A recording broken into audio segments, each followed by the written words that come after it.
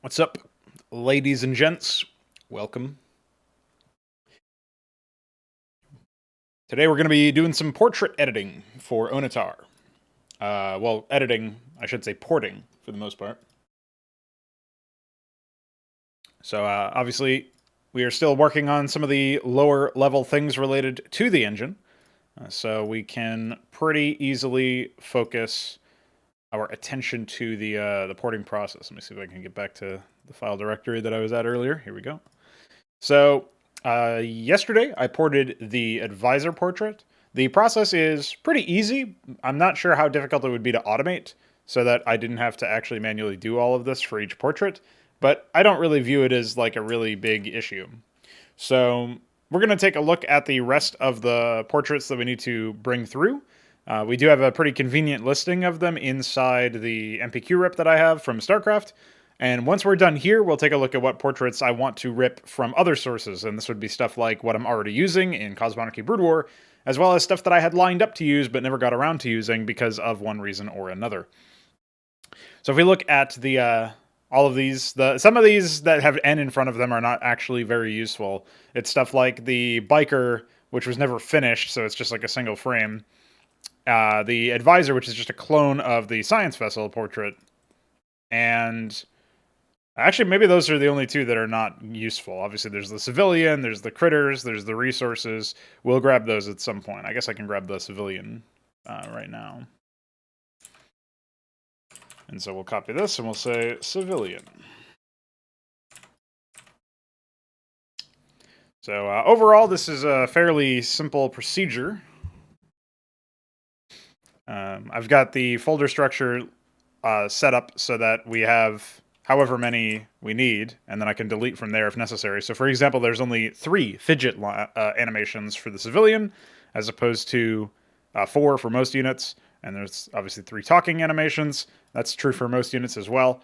So we can, for the most part, just pop open our software to open this.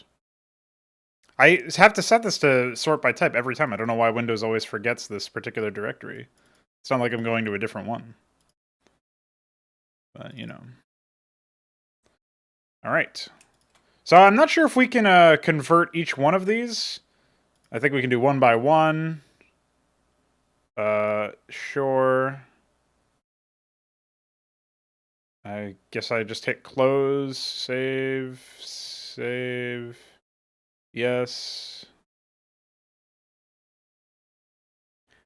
Yes. Okay, let's see if that worked. I've never done that method before. If it does work, it'll be pretty nice. It looks like everything is actually done correctly.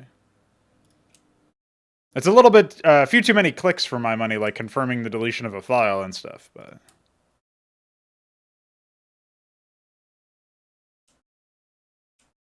aside from that, much better than manually selecting stuff. Okay, so it seems like we've done everything that we need to do here. So now we can just sort of leave Smacker off to the side, because now it's time for Photoshop to do some of the work here. So normally there's a situation where the last talking animation, which is titled Fidget04 in our folder directory, normally, has 15 frames instead of the usual 10. This case, that's not actually happening here. So we can, for the most part, just grab any one of these, right? Now, the problem is we need to compile them into one image, preferably, just to make it easier to actually process these. So this is where I usually go and pull the PyGRP into the picture. And when I export this out, it's in frameset mode, which will be it all in one row, as opposed to each column or whatever. And so this is where we'll say, you know, civilian fidget 01. Really, I don't need to keep these files, so I don't actually need to care as much about whether or not they're titled correctly, but I'll do it this time for the sake of it. And then I will do it for this one as well. This is another process that would be really nice to be able to automate somehow. Just compiling all of these into a particular a single image, which is basically what I'm using Photoshop for. After I'm done compiling the individual frames into individual rows. I then put these rows into Photoshop. I'm also not titling them correctly now that I'm in talk, but that's fine. It doesn't matter. So we'll keep PyGRP open, but we don't need to keep those frames open. And go ahead and grab these. Now what we will do is we will take 56, multiply it by 6. We get 336, so we'll turn off relative. And we'll extend it. And from here we can just grab these. And once we convert this into not whatever it was. So this is actually 3, which is not very useful. If I open up the... Oh, I can't do that because Photoshop is very good. Alright. Seems like we're able to get started on this now. So obviously 2 is supposed to be up there, which means we can just move these down. And wouldn't you know, we've done it. We are good to go. Now we can do PNG. We'll say portrait civilian.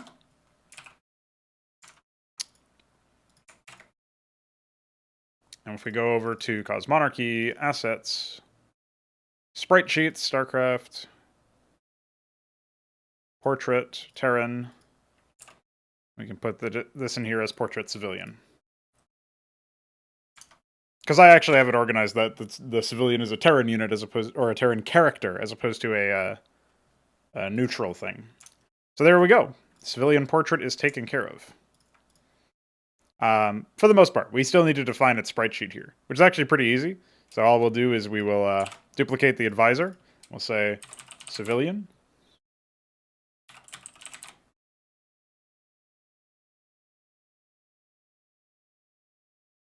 Delete that because it's just a note that I only need once. And we'll remove idle 4 because it's no longer necessary, considering it doesn't actually exist for this particular portrait. And we can go ahead and close this. Delete these unnecessary ones because they're getting shared by everything because I'm duplicating everything. And we'll put this down here. This is going to be for characters will be towards the bottom. And character to me is like, you know, Kerrigan or a civilian or some non-standard unit, basically.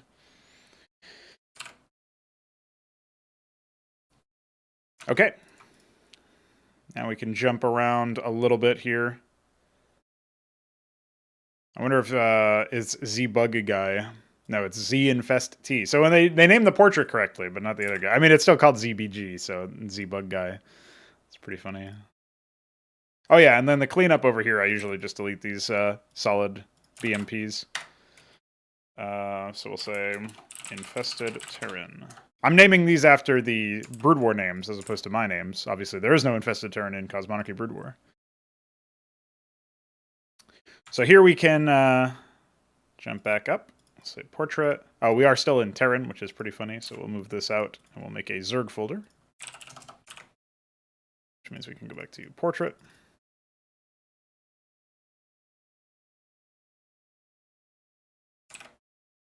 That's not what I wanted to do. Trying to select everything.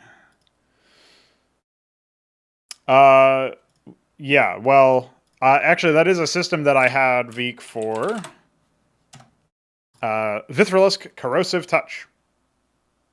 We still have to figure out how to define conditions for these. For portraits, it would probably be some... I guess if you wanted to override it for some reason, you should be able to. But we can have a default system that applies to all portraits, and we can work on the rules for those later on. I have plans for how to document, like, exactly what happens, basically.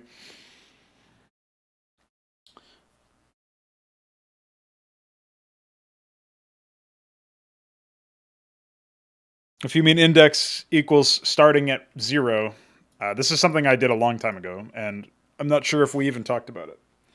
So, pretty easy to change that, obviously. I think this is the only case of variant actually being documented anywhere. Or used in any capacity.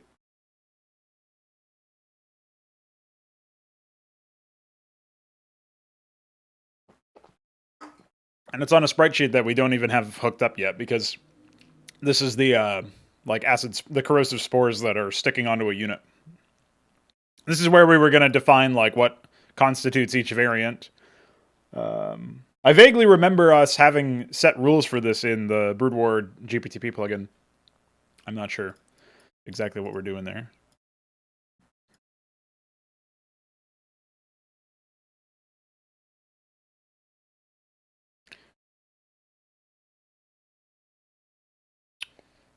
I think as far as portraits go, we can probably do something like... I'm trying to think about, like, these are portrait rules. We should probably do idle 1 is the default animation. It plays a minimum of 2 times after...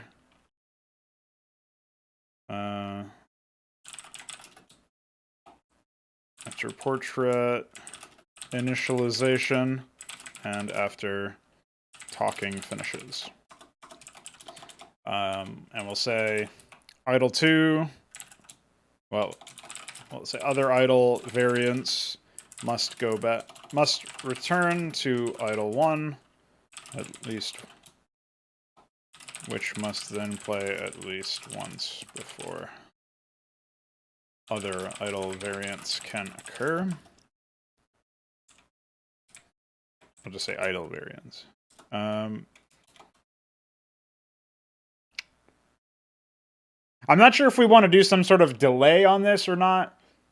If we do a variable delay, it means that we have to keep track of what frame the portrait is in, which I don't know if there's a lot of overhead in that. Basically, I was thinking of a system that would essentially replicate what happens sometimes in Brood War, where you'd have, like, before a talking animation begins, a minimum delay of X. We don't know the value yet. Is enforced to allow an idle animation to finish.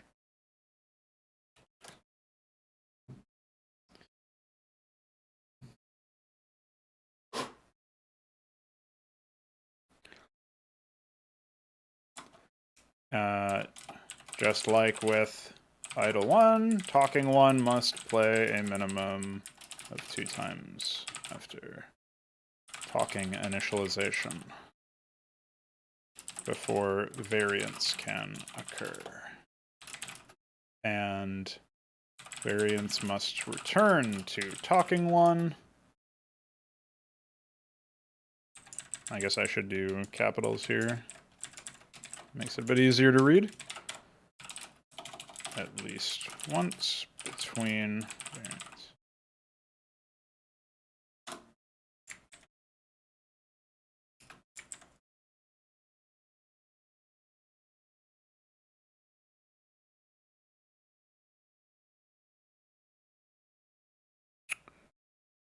I have some weird interference happening with my microphone.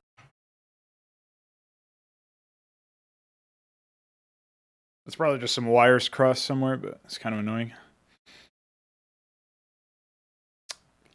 What else do we got here? So yeah, I think these are pretty reasonable portrait rules. The minimum delay thing is a bit different. Minimum delay.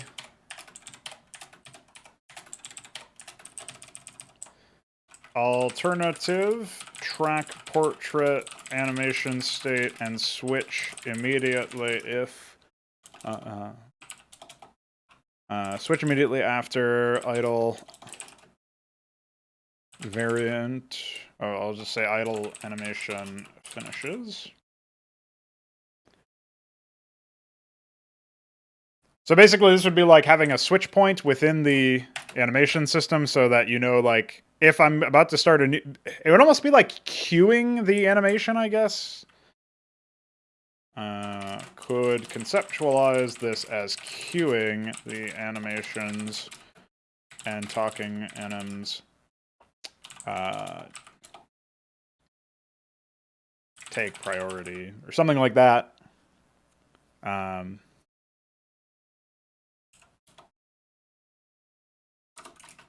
Probably still want a maximum wait time of like 0.5 sec or something to ensure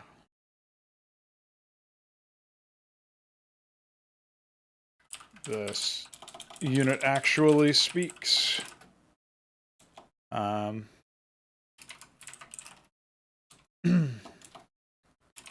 Maybe hard cuts are fine, but we want to safeguard against them slightly.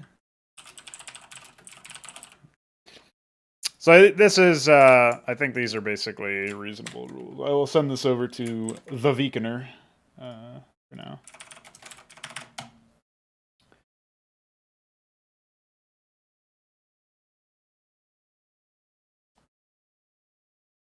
Okay. Now that I've done that, let's go back to what we were doing. We were going to do these. I'll do convert, 1 by 1, save, close, yes. What the fuck?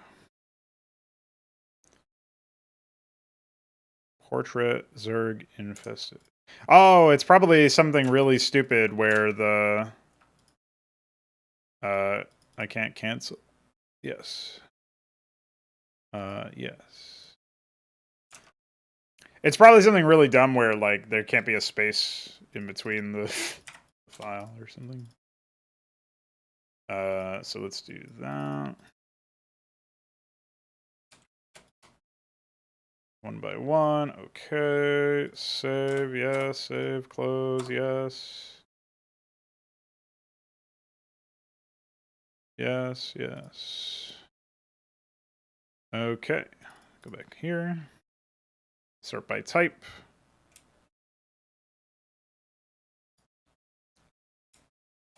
I didn't even look to see if this is the correct folder structure for this, but it looks like it. We jump down here.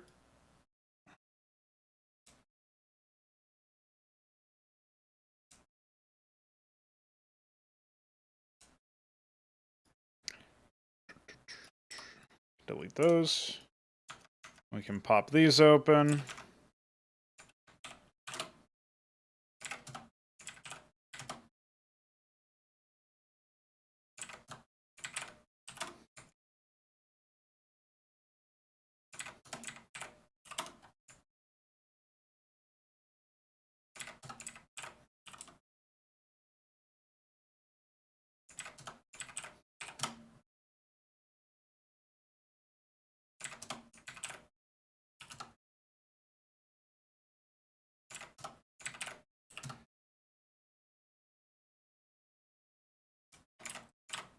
So when I have something like this, D, or the fourth one, is always the largest of them all. And so I'll do this and make this the middle.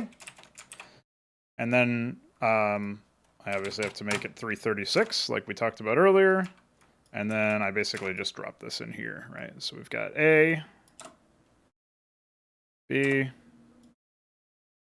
Actually, it looks like maybe I miscounted here. It's 56 times 6 is 336. Oh, there's 7. So I have to add another...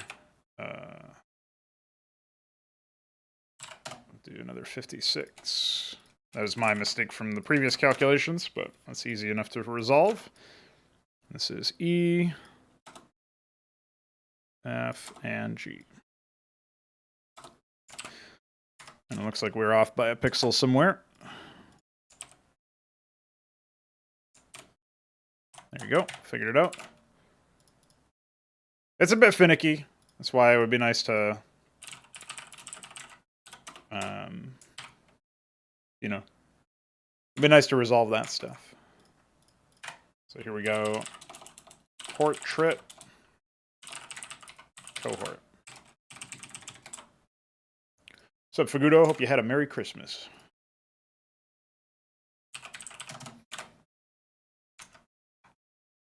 Okay.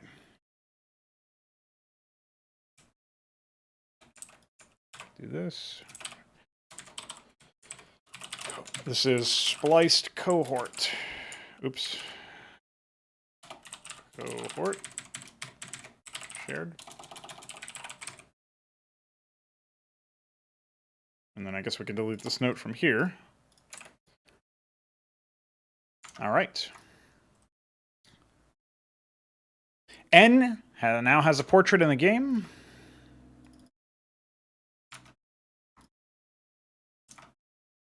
And we also learned that Smacker can't read folders that have spaces in them, so we got to be careful about that. Well, not really careful, but it would just make sense to avoid that getting owned by.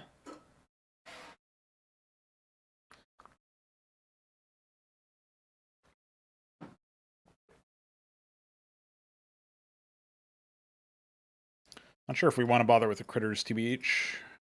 I probably will grab them anyway, eventually. So this is an example of something that'll be pretty easy. Pop in a neutral folder. And I guess I'll move this base folder out here as well. And then all we need is Fidget01, because that's all that's in here. So we will jump in back here, neutral, oops, convert.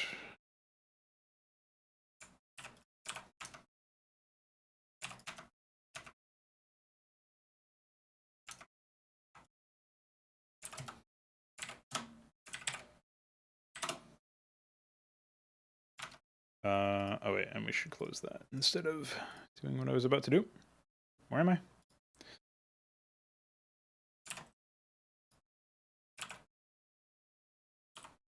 And then obviously we just need to resave this as a PNG.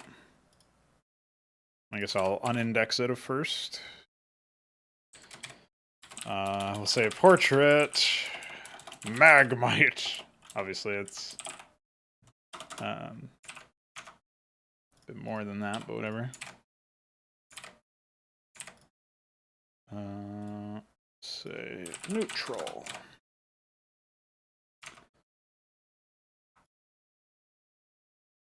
I actually don't even know what I'll call the resource. Oh no, it's called Ash in Onitar. Forgot about that. I guess this is SC as well.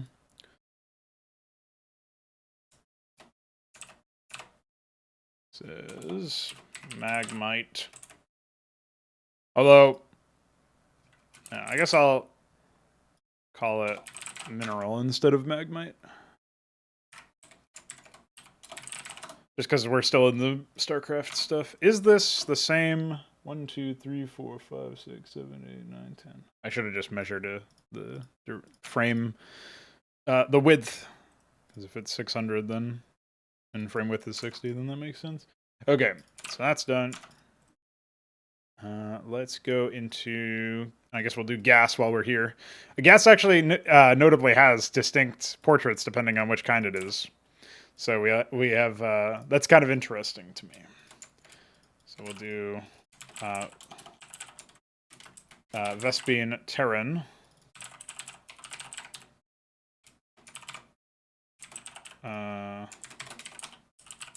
Zerg Proton. I don't know, I guess we'll do Protoss first and then Zerg.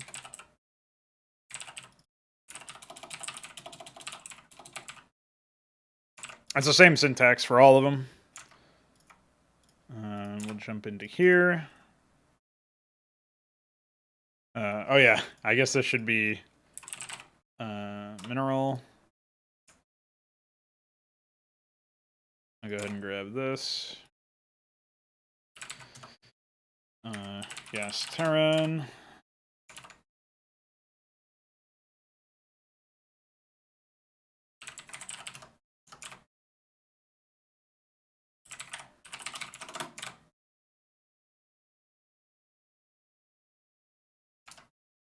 Okay. Sack is Zerg. Tank is Terran and Orb is Protoss.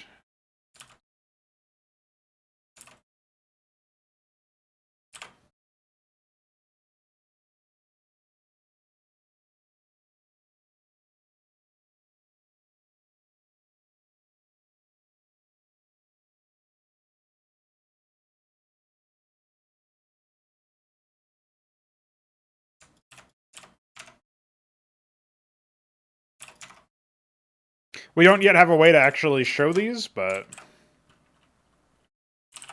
this is Portrait, Vespine, Protoss. That is something that at some point Veek will get around to doing.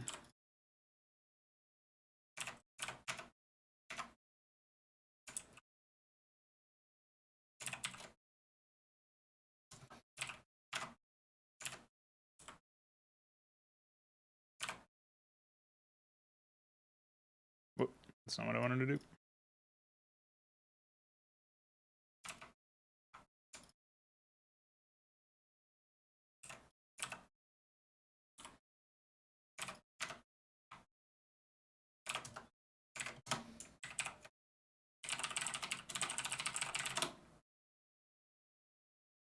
I'll keep doing that. I instinctively want to get rid of Python. What's up, Mutas Dozen? If you're referring to the category being games plus demos, that's the only thing that I could... I can't set the game to nothing in Restream using Restream's UI. And so that was what came up when I was just searching for something that would be related to game development. There is no game development category on Twitch. There's a tag, but no category. It's kind of weird. There might be a programming one or something, but I didn't really look. So right now I'm just porting some portraits from StarCraft and related titles so that we can make use of them in our new engine, which you probably haven't seen that much of a demonstration of recently. So at some point I'll fire that up for you. Let us jump into Zerg. Portrait Vespine Zerg. It's kind of funny that they went through the trouble of doing that when normally you can't actually see these. Pretty good.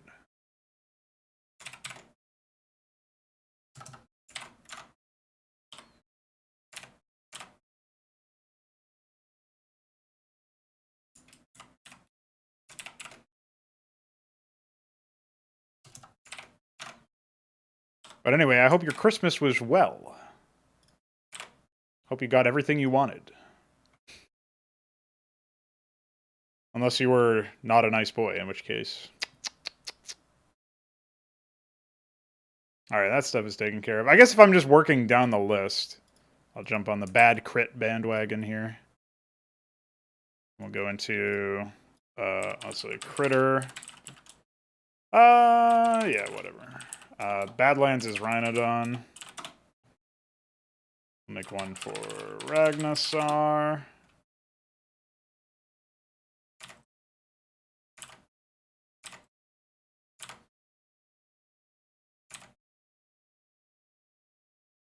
I'm actually not sure how many of those animations these ones even have. Obviously, the ever-important Caw. Ursidon.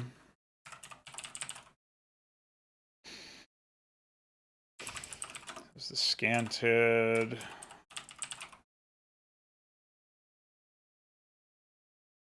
Which one am I forgetting? Oh, Bengalos.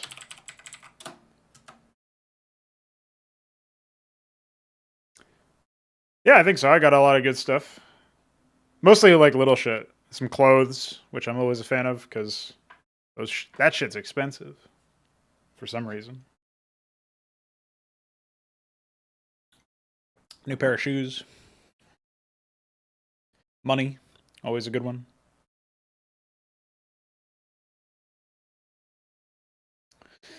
But the greatest gift of all, and this is not actually ironic, even though I'm kind of saying it to be ironic, is...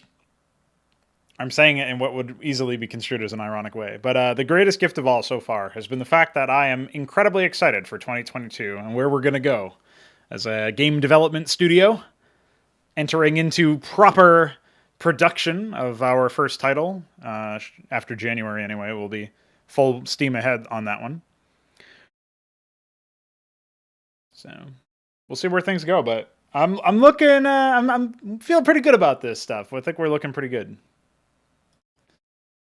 What other critters are there? I know Installation doesn't have one, but we have Ice, Jungle, Badlands, Ashworld, Desert, Twilight. I guess that's it, right? The other one's Installation. Oh, and Space. Neither of those have it. Yeah, there's only 8 tile sets, so that makes sense. Okay, we've done that. Let's Grab these in. This is Rhinodon. Looks like they have all of the requisite animations, actually. Oh, Jesus. How-to UI. Is this it? It is. Holy shit, I guessed correctly.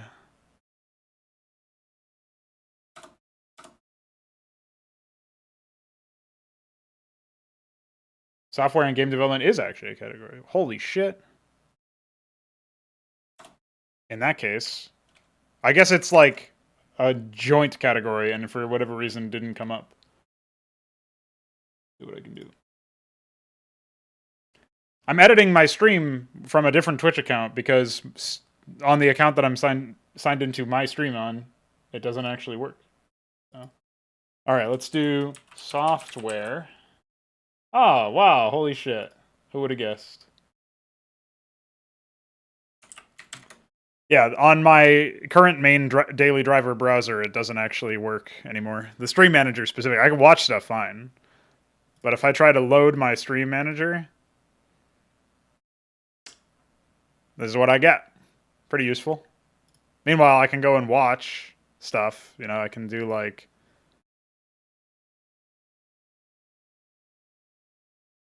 I don't know what the fuck this is. But, you know, if I go to manage stream, it takes me to this. Nothing.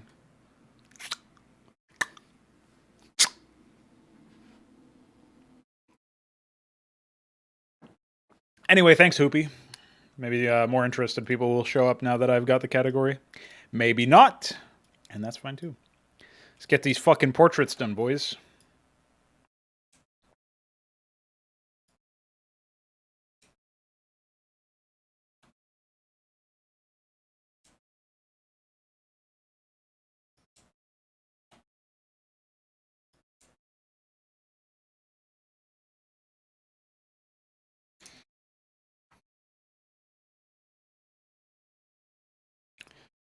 Hoop Thrower had a fun double dipping recently where he got a birthday map and Christmas. That never happens. Of course, next year there will be a proper Christmas gift to the whole community where I make like a ridiculous map that's massively multiplayer or whatever. Not massively in the sense of an MMO, but like a large map that, you know, can support, I don't know, like 20 players maybe. We'll see. We'll see where we go. We'll see where we are. But I'm looking forward to seeing how that goes. It'll be really nice. IMO. I am exporting these to 1, 2, 3, 4, 5, 6, and 7.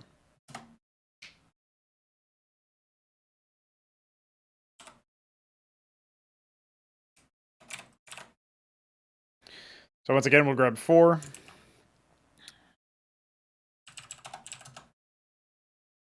Say increase to 392 in height. And this is where we start dumping these in. Oh, and something I did actually just remember that I forgot to do with the... Wait, what? Ah, Jesus. What the... You know, Windows is really good. What's a man gotta do to get the right ordering of his fucking files? I mean, I selected the goddamn files. Okay. But yeah, one thing I forgot to do, obviously, was delete the black background. That's pretty easy to do. Portrait critter Rhinodon. I'm prefixing it with critter just so that it's easier to sort through, but I don't know if it's actually necessary, to be honest. Go to neutral. There we go. All right, let me go through, and I know the cohort was a victim of this.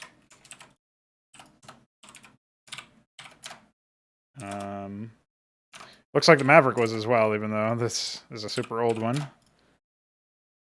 Civilian just didn't have fourth animations. That's why that's fine. Okay, whatever. Wave you, actually. Welcome, Luciferius. I hope your holidays went well.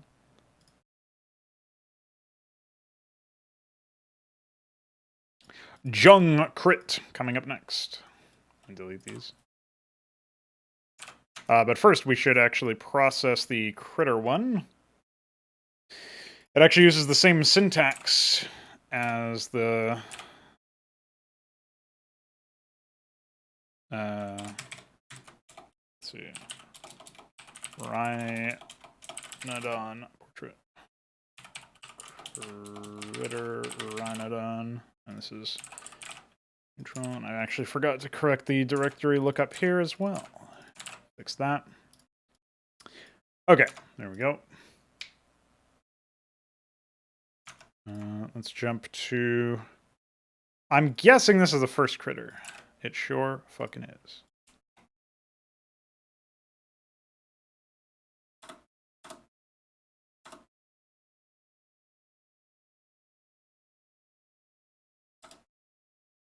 I'm glad the default is no on the confirmation dialog. Pretty useful. Whatever. I think the default is yes for do you want to delete it? And then it's do you confirm you want to delete it? And the default there is no. Come on, bro. What the hell?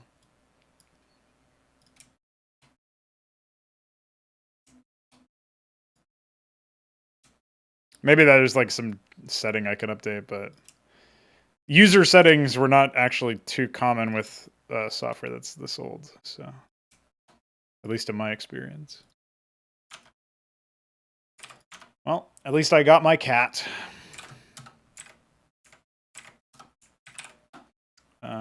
One.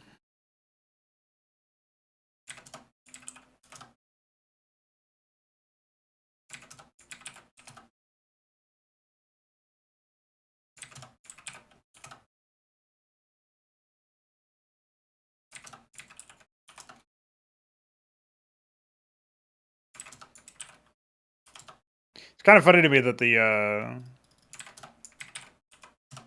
even the critters got pretty reasonable portrait attention. Like they don't go lax on animations or anything like that.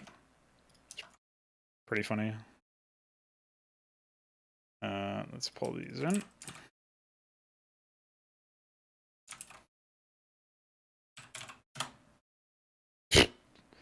I don't think I've ever actually looked at this animation before, so.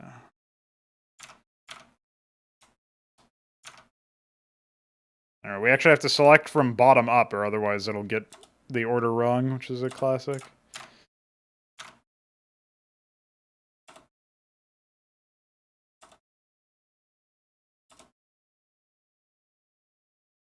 It looks like, wait, speaking of, hold on. Remember when I said that the animations didn't get pranked? Oh, okay. Never mind. For a second, I thought the animations were like the same or whatever, but it's just a fallacious quick look. Portrait, critter, Bengalas.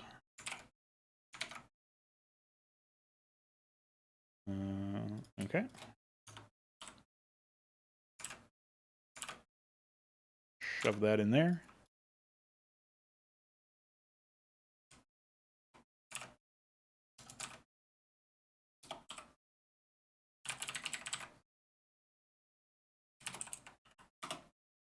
Wait, I actually have Bengalaw's definitions? Holy shit! I had no idea. Guys, I actually did port the critters. I had no clue. They're not in units, so that's why I never saw them, but that's pretty awesome. It sounds really silly to get excited about, but I actually think that having critters is pretty cool. Here we go. The first portrait to see some casualties here. They missed out on 2 fidget animations. 2 whole fidget animations. Somebody got lazy around the office. So let me try to map this out. I know Ursidon is down here. Ragnarsar, Rhinodon. Okay, well, it's just 3.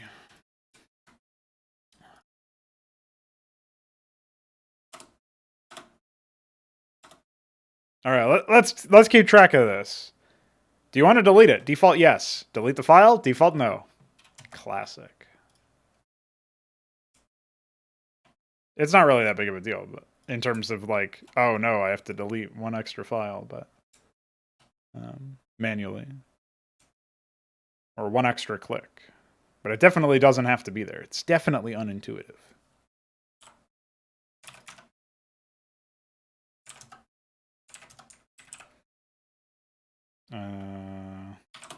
Just do the classic. Dude, the Ragnarsar portrait looks pretty funky.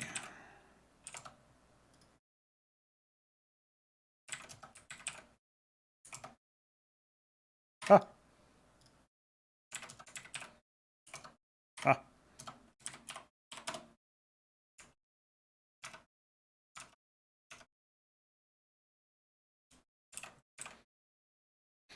These are all the same, so I can start with 1. And I don't know this math off the top of my head, but oh, no, it's 56 times 5 is 280. There we go.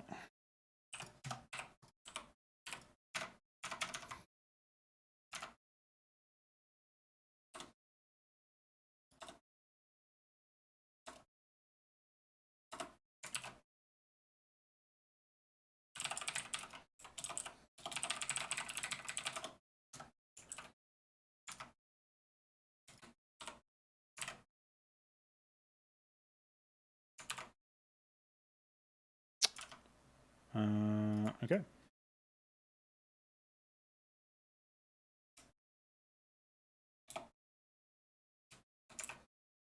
So we know there's no idle 3 or 4, but otherwise it's the same. Ragnarsar.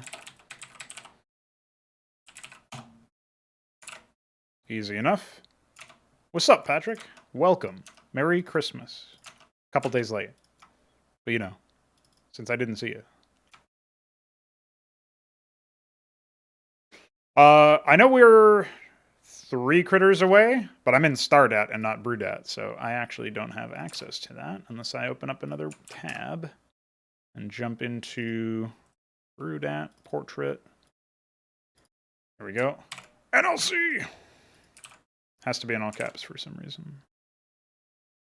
Kakaru, by the way.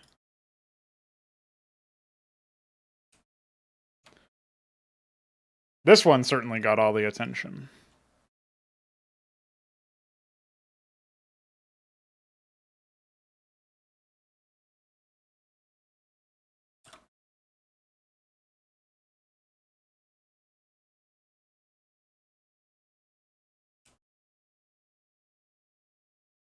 You.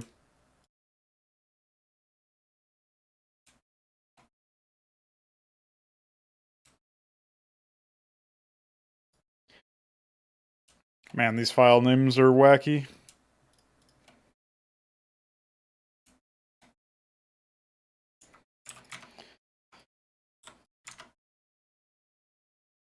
Oh, it's this one.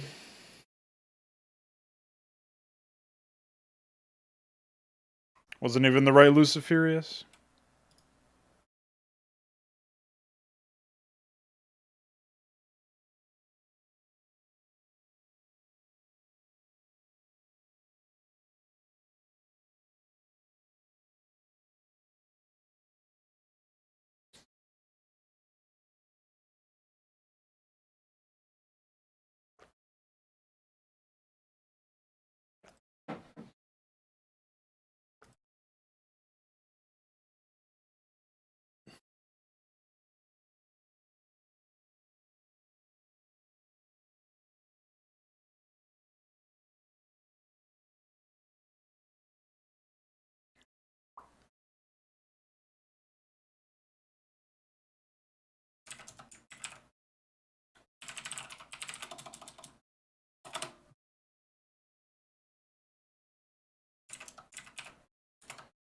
You can really see the color banding on a lot of these images.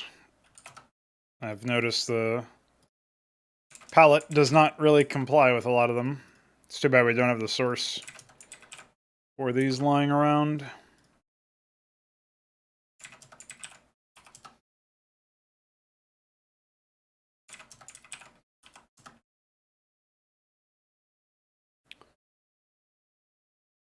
Though since we're going to be making all of our own stuff anyway, I'm not actually sure how useful it would end up being.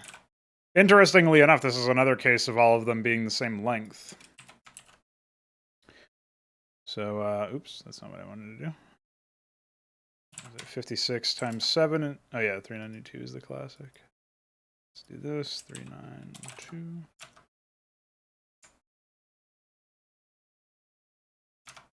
I still don't get Windows, man. No idea why it's like that.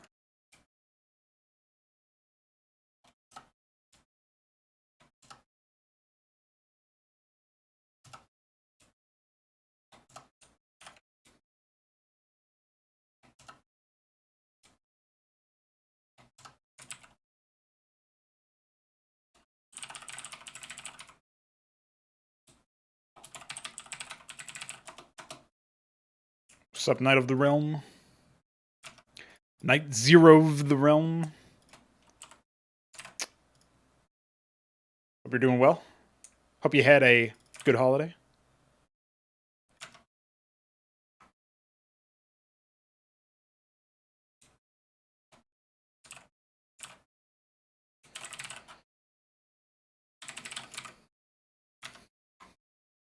Oh yeah, and this is a case where idle 4 is 10, actually. Don't want to mess that up and start drawing blank frames.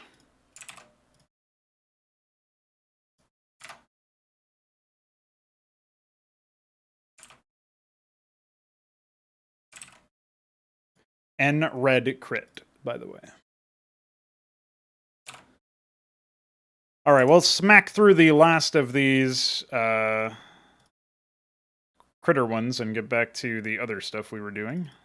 So this is scanted.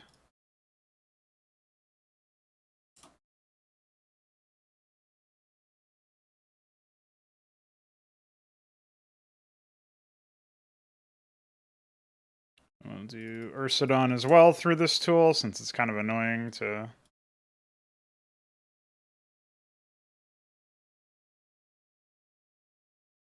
deal with that.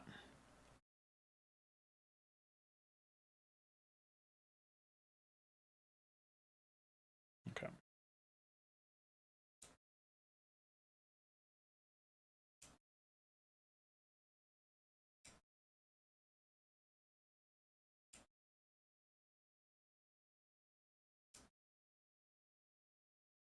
Looks like maybe all of the Broodwort critters had the same system, where they didn't actually bother extending the... or having like a longer...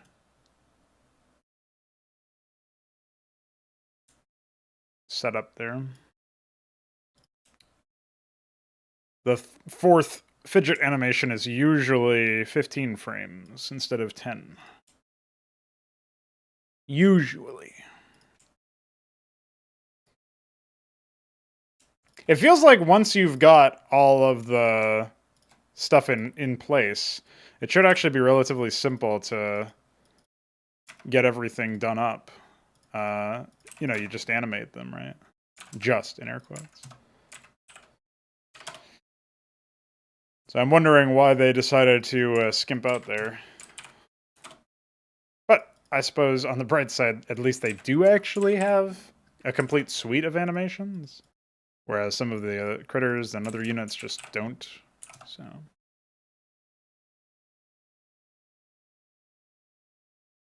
yeah, you've been quarantined.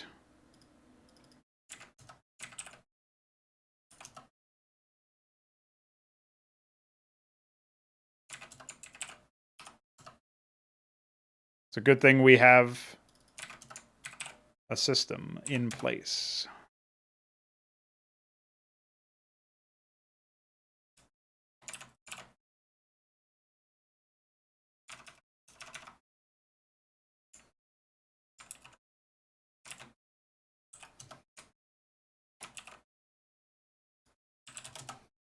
I can't remember if it was 390 or it's 392.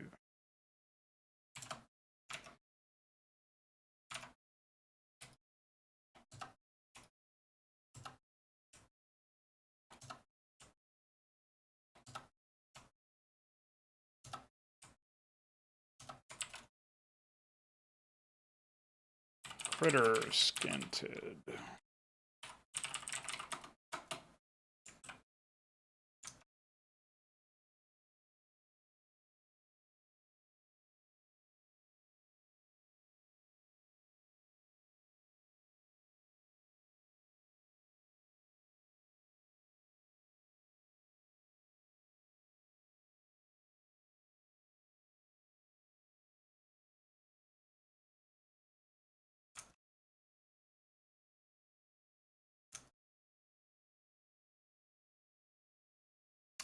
Okay, we're done with that. Delete this. Stuff this in here. And then I just need to do that same PyGRP process into Photoshop with the Ursidon one.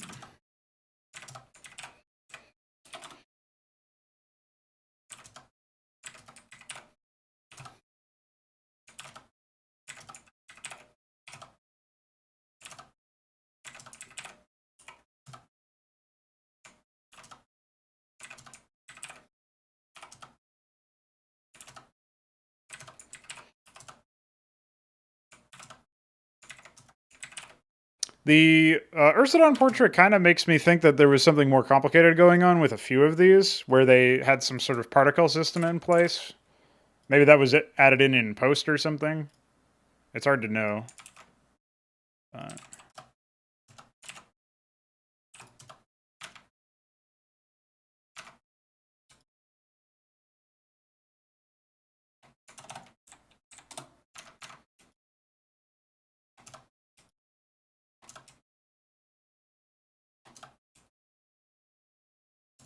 Because it's supposed to be the creature's breath in a few of these. Wait, what the fuck?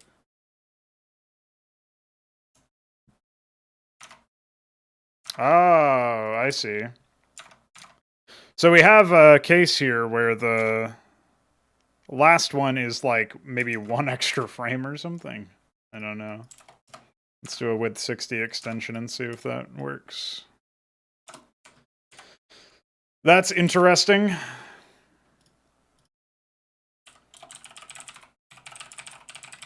Makes no difference to me. Pretty easy to account for in the sprite sheet method, or format that we have, but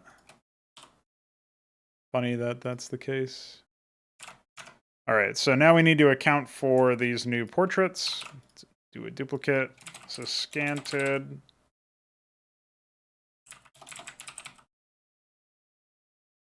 This is Ursidon.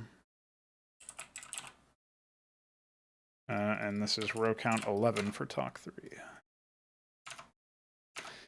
It's interesting that they did that. Okay. I think we can close the Brood War folder now. The critters were a bit of an exception. I'll get through the rest of that stuff later on. So I was just doing some of the Terran stuff initially. I had done Advisor. Oh, obviously we got to do... Oh, wait, did I already do Ahmed? I feel like maybe I already did. I go to Terran. Oh, I didn't. Well, Ahmed is obviously a must-have, so... Yeah. Firebat. And this will be... Oh yeah, I need to grab the folder structure.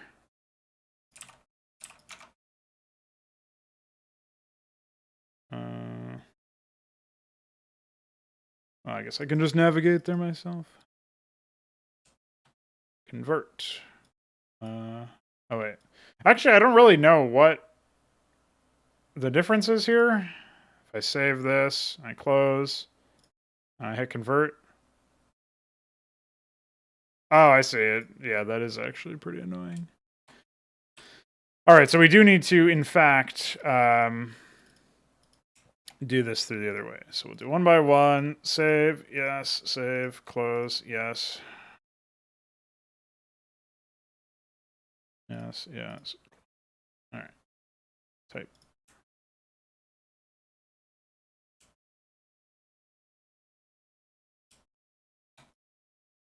So interestingly enough, I think the Firebird only has 2 talk animations. Can't believe they cheaped out on Ahmed, dude. How do you do that? Come on, Blizzard.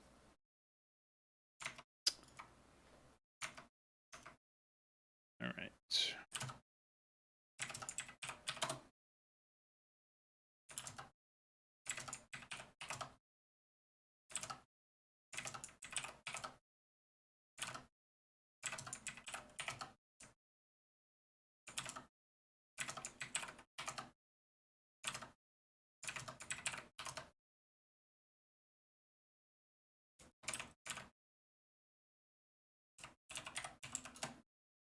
All right, and this is where we go 336 instead.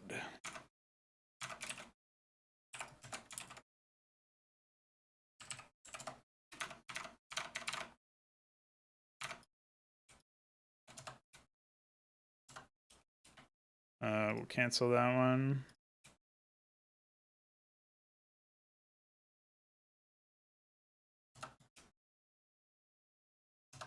I forgot that this was a case where it's extended out, so we're doing 15 times 60, and so we need the width to be 900. And then we'll do 4. Easy enough. PNG. Harakan. Yeah, portrait. Harakan.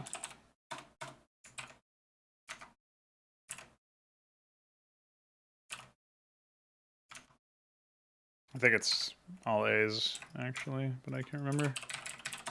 Yeah, it is.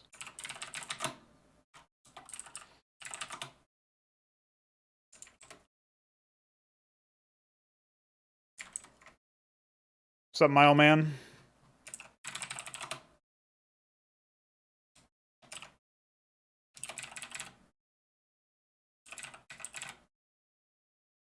And so there's just no talk 3, but otherwise it's the same.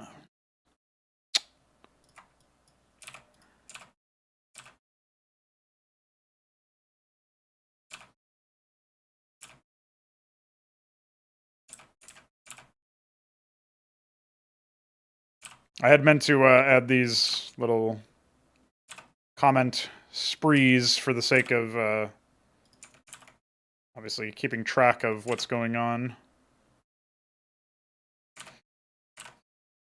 When one sprite sheet begins and when another ends and so on. That seems to be fine. All right, well, we've ported a number of them now. I guess the next one would be the Cleric, but we're not doing Brood War stuff yet, so... What else is there?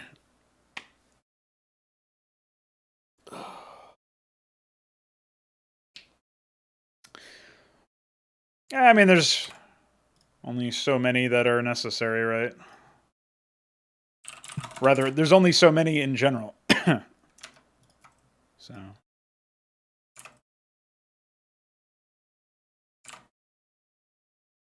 So we only have one talk animation for the ghost, by the way. Wow. Come on, Lard.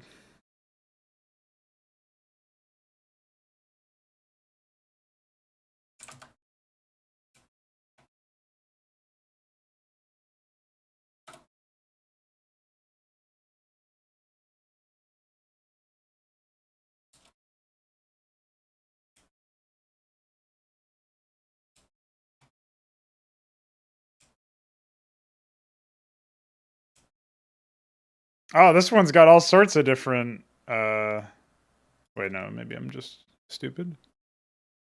Oh, no, it does. This has a crazy amount of animation frames. That's crazy. They put all the budget into the second... or the third talk cycle. This is 25 frames for that, by the way. That's the idle.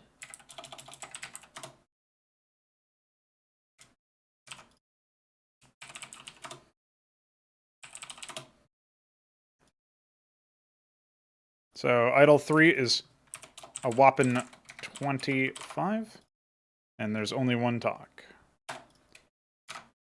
I think that's the only thing special about it. So we'll save that definition, and then we'll go ahead and process these. I would be a bit more motivated to do this for longer if Oh, this is actually going to be a bit of an issue. I guess not really. But I could just fix it later manually.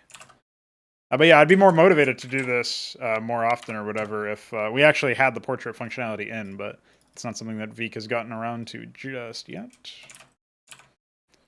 So now if we do 25 times 60, we have a canvas of 1,500. And for the height, we've got, I mean, it's 5 rows, so it's just a height of 280. Am I newing it in grayscale? What the fuck? I don't know why that's the case, but whatever. All right.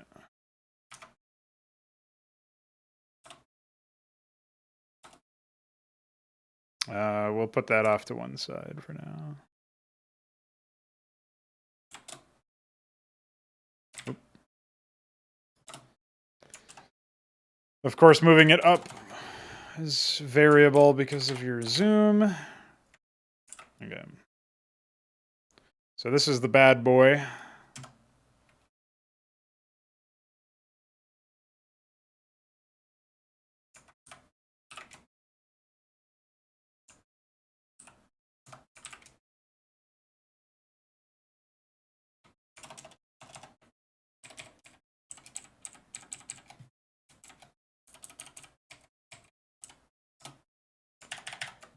There we go.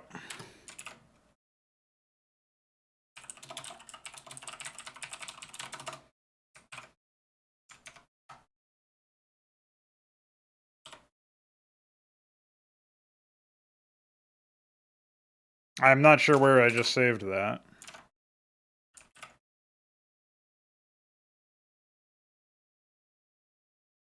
Hello?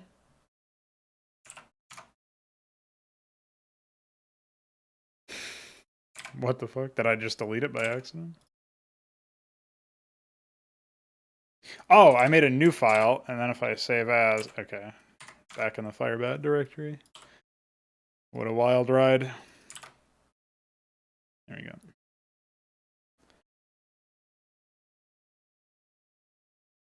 All right, so that's done. Pretty goofy.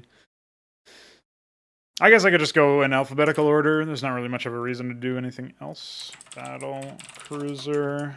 Imagine calling it Battle Cruiser. Blech.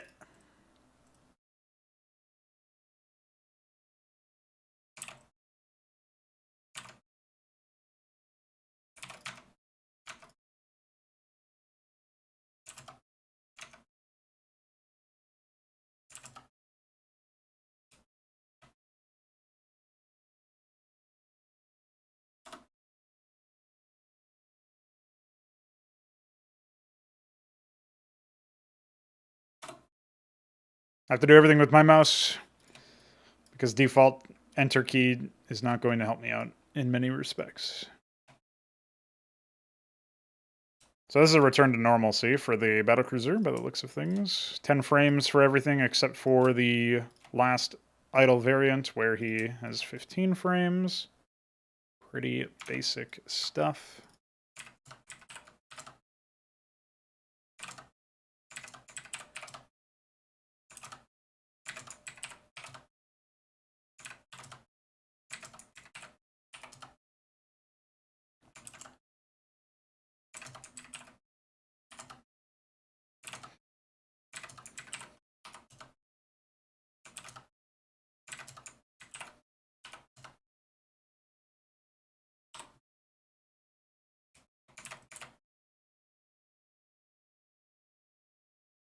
All right, so this is where we'll do our classic. Oops, this isn't what I wanted. So we have a 392.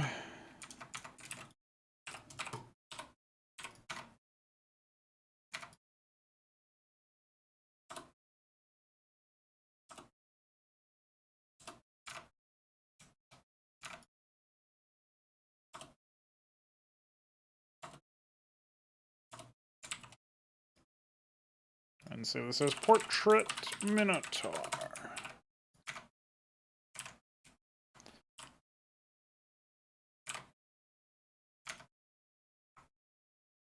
And this is just a normal one, so we'll go back to the Maverick for our base.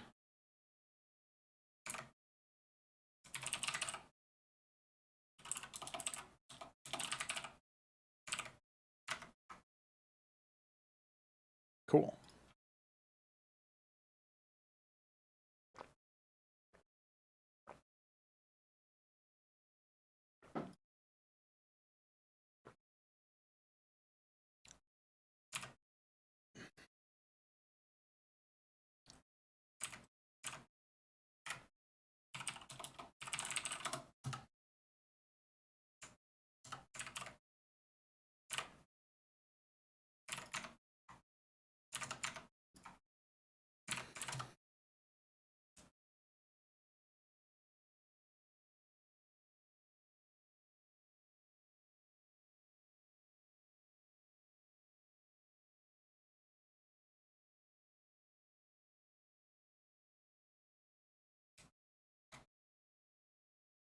How was your Christmas milestone?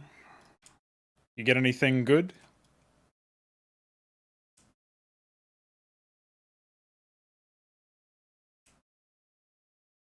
I'm just assuming everybody who I know actually celebrates Christmas, which might be a fallacious assumption, but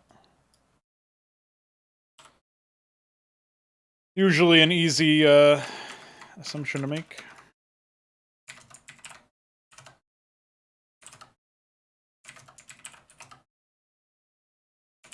Not the bubble gum. Huh. This is funny. There we go. Figured it out.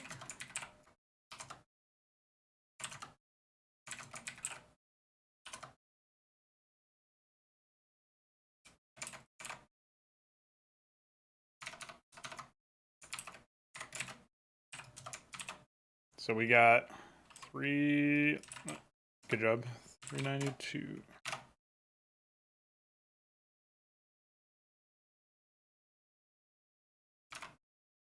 Why Windows? Why?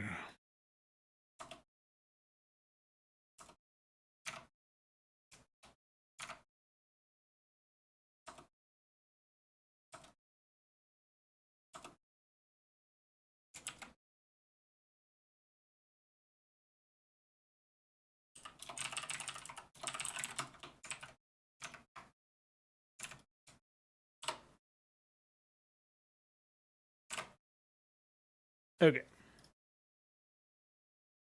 Another one down.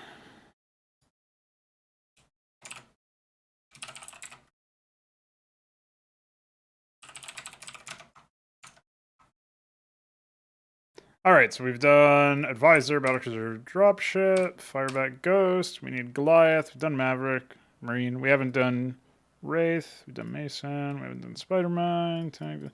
Yeah, we're actually most of the way through here.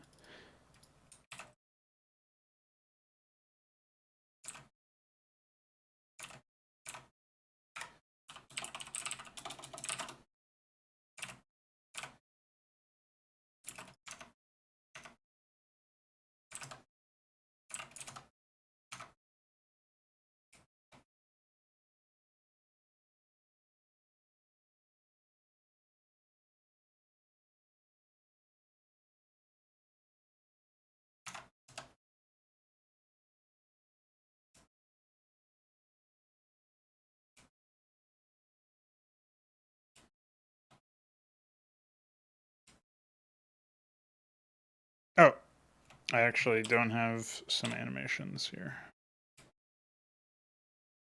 Oh, Lord. Imagine not giving Dustin Browder animations.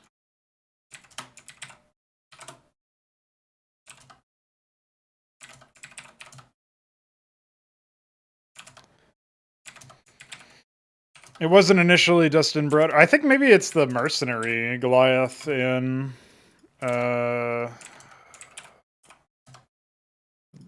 Wings of Liberty.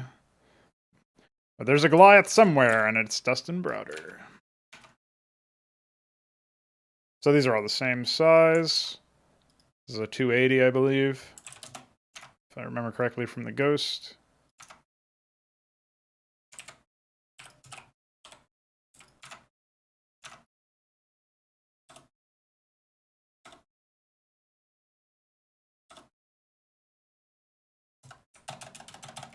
I'm kind of curious as to what's going on. I guess this is supposed to be the cockpit of the Goliath. And so these are like the this is like the front of it, right? The screen or the whatever, it's not glass, but whatever the front panel is made of. I'm guessing, I don't know.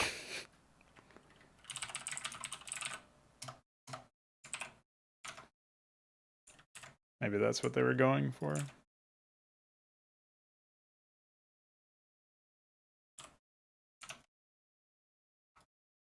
I think Stukov has a hat.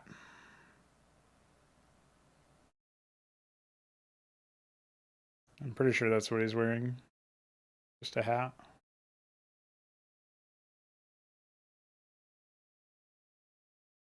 Yeah, it's just a hat, dude. It's like a wide brim hat.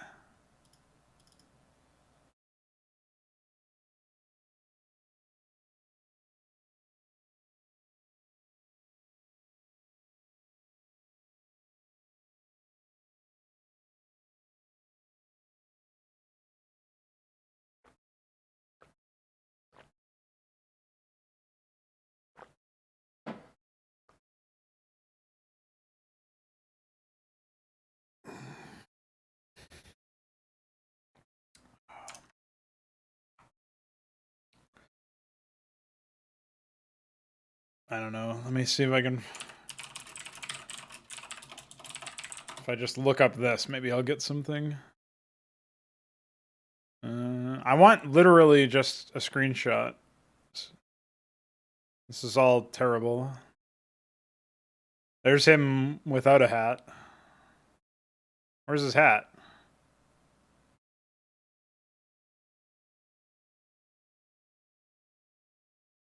Well, this one didn't keep whatever you're talking about, I guess. If we go to maybe Liquipedia has it. Oh no, it would be on the fan. What is the StarCraft wiki? I don't actually know what it's called. Fandom. Alexei Stukov. I think they have the portraits stored somewhere. Usually. There's also like a disambiguation for the portrait or like the in-game unit or something.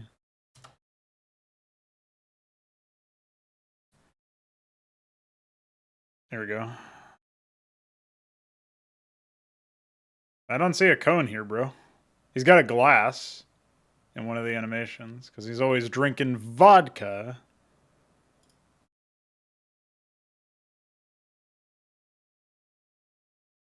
I guess maybe you were talking about like the rays of light or whatever, the shadows.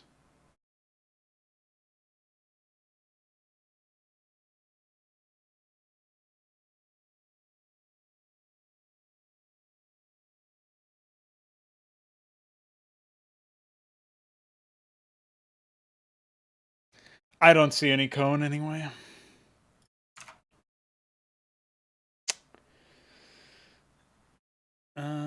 Wraith is up next.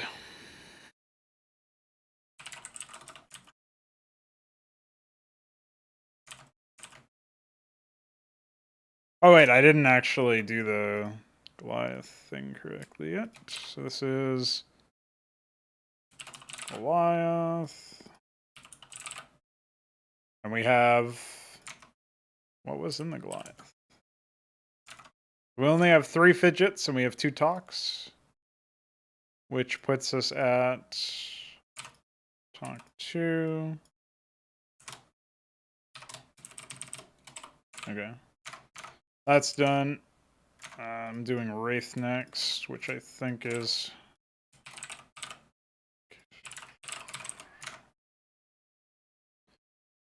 Oh, it looks like they only have 3 fidgets as well. I don't know if that means that we're short on Oops, that's not even what I meant to do.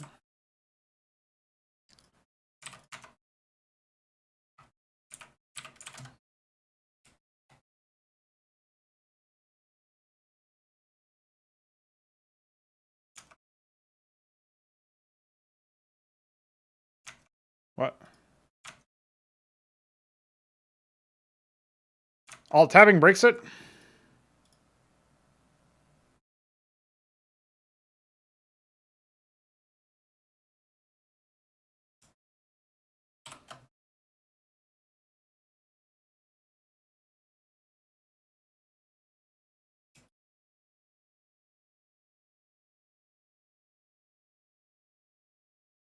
Help! Yeah, help. Microsoft Edge has launched. I need help. I've deleted that so many times, like just hardcore disabled it, and like every Windows update, it just keeps coming back. It's a good thing I smashed that delay Windows update thing.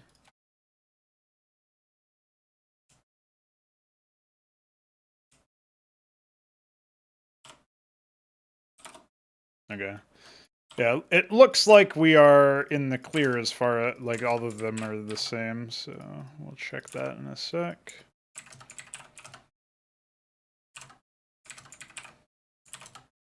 Ah! That's not what I wanted to do.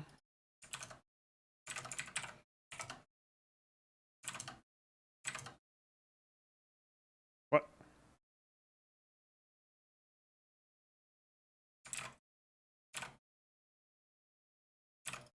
Do we also only have... What the fuck?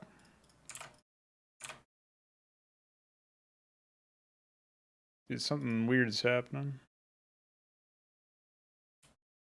Maybe I just smashed something incorrectly. We have 0, fid, talk. I don't know, dude, whatever.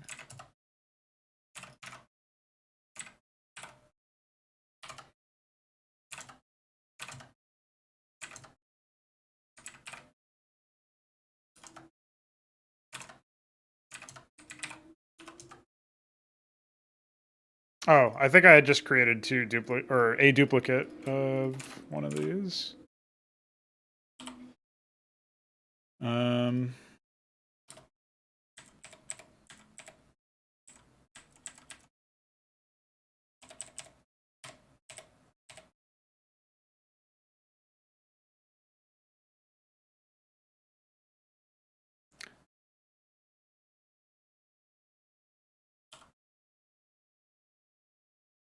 Okay. This seems correct. So this is a 20 frame animation. 56 times 20 is 1120. So we'll do that. 1120, RGB, transparent. And we've got 6 times 56.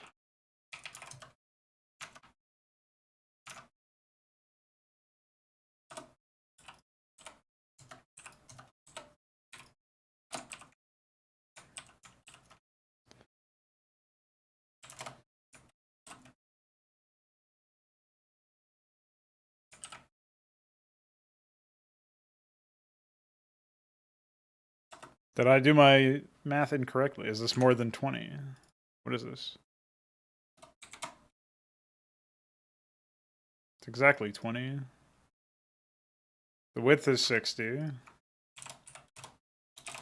Oh, yeah, I did 20 times 56. That's why.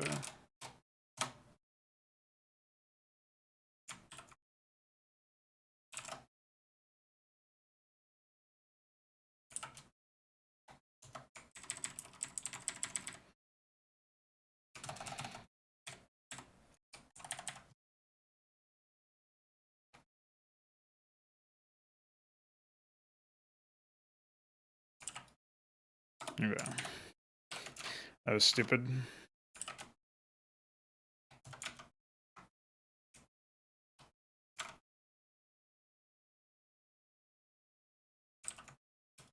Great.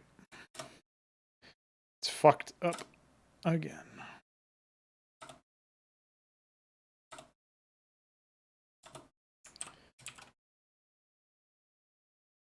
I wonder why he's wearing a Darth Vader mouth.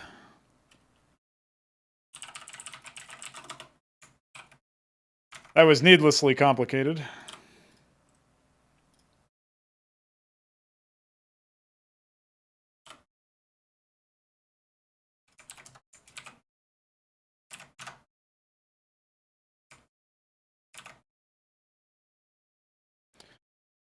Okay, the Wraith is a bit dumb. The Wraith has 3 fit all the same, 2 talk the same.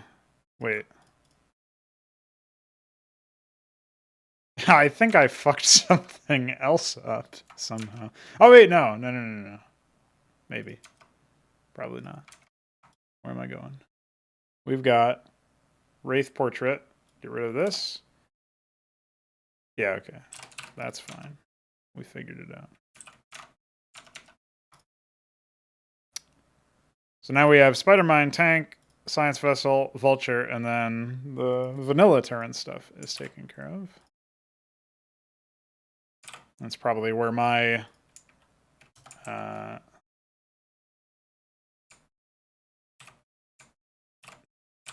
stream will come to an end, TBH. But we'll see. Maybe Veek will be around. Spider-Mine Tank, yeah, dude. Only map crap here is this fucking operating system, which was made in 4 hours, apparently. At least this Explorer program.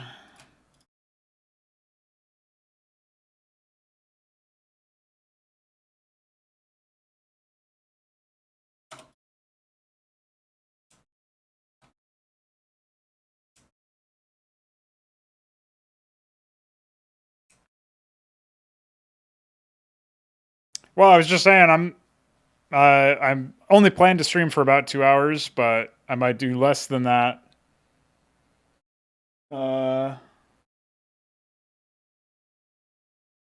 Something else.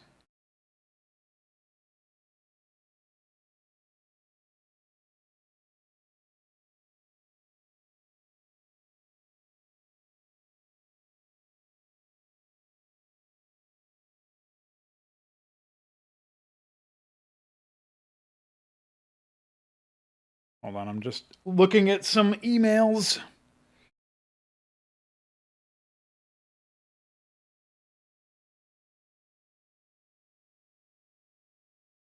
Okay. I already got that email, so thanks. I guess they're sending out a reminder.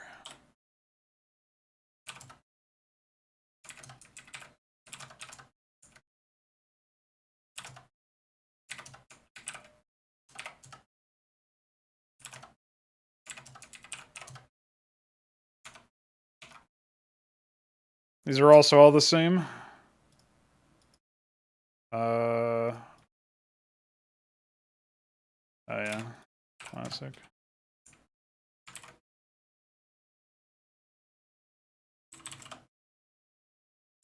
I didn't feel like doing more math than that. But yeah, I was only planning on streaming for about 2 hours. I might do less than that if I'm like out of stuff to do beyond this menial work of porting portraits. So we'll see.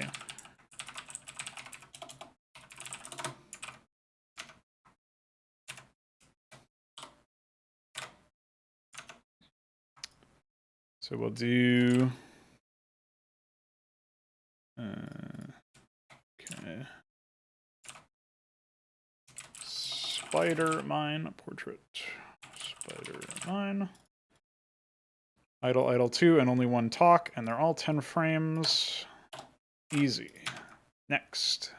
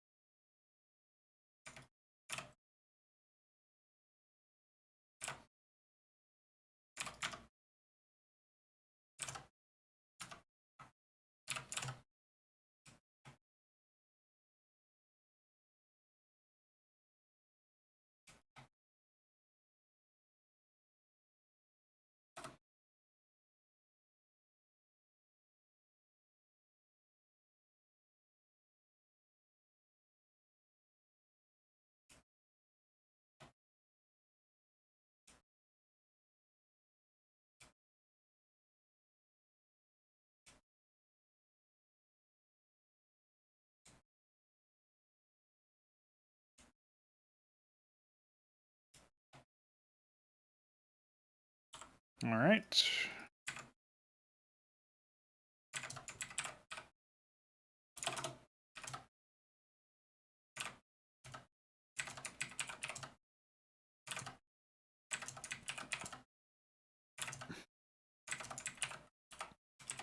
I do like how I was talking a big game at the beginning of this stream about how, yeah, it's pretty basic, you know, there's pretty much like a formula that Blizzard used.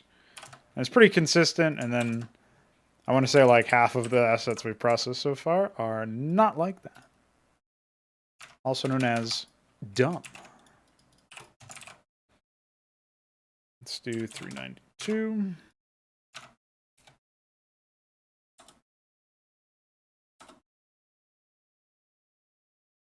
Okay, that's not what I meant to do, but whatever you say, game. And by game, I mean program.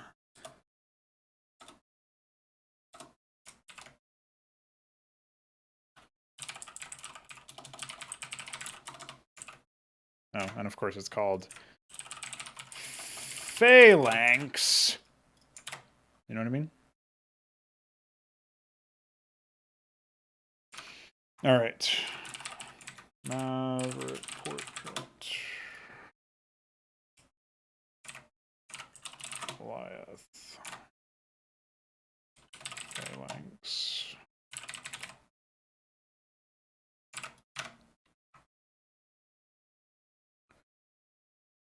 Only 2 more to go.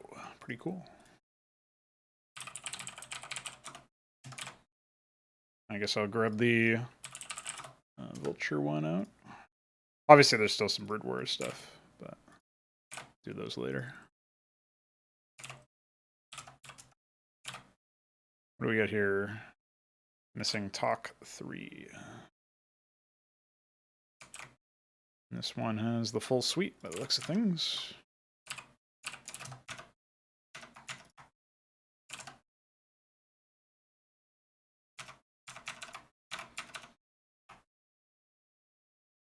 Oops.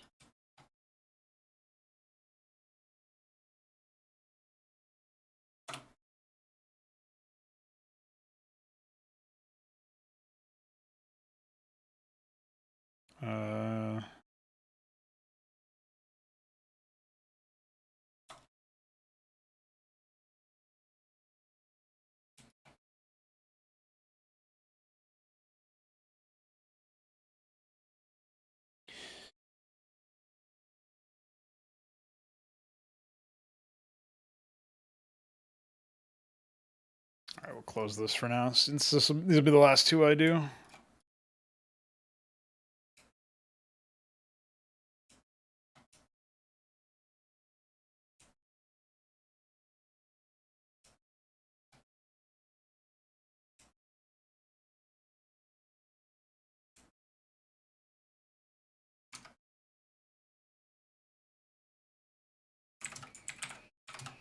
Ah.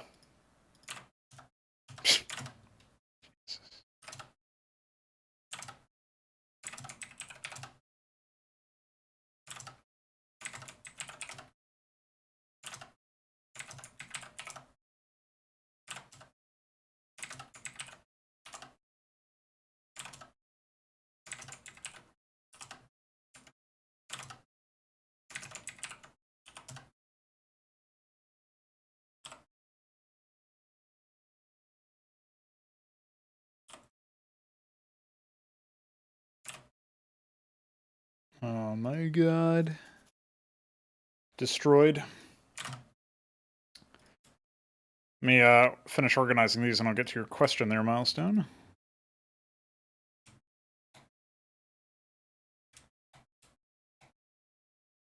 Aha!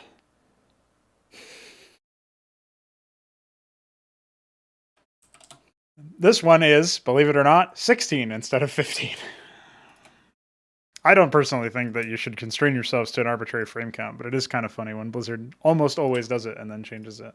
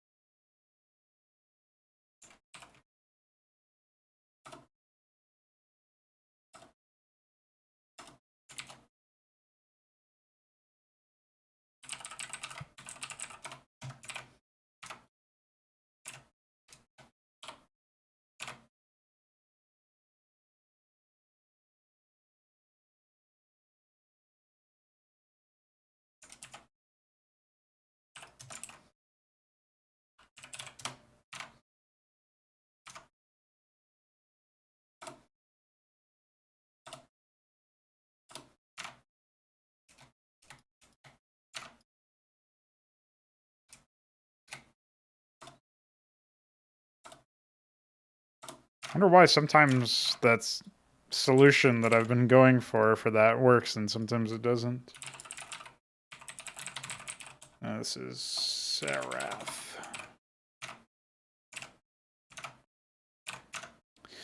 All right, this is another one of them standard ones. So we'll just jump down here, put it here, Seraph portrait. Pretty basic.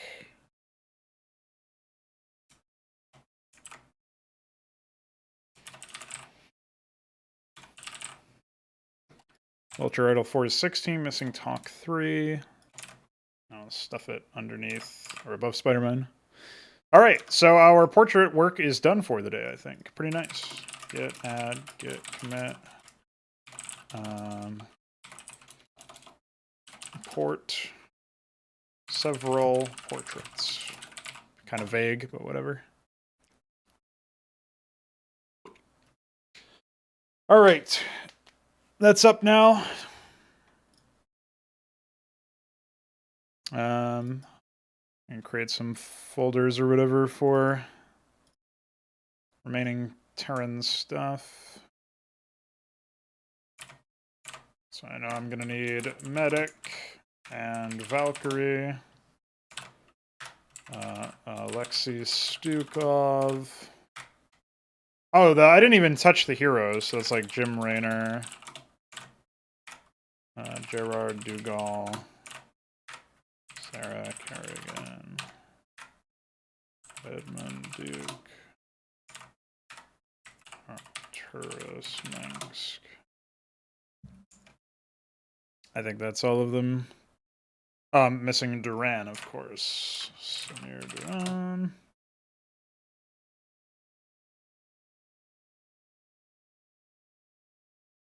Where is Duran anyway? Oh, it's T. Sam, classic.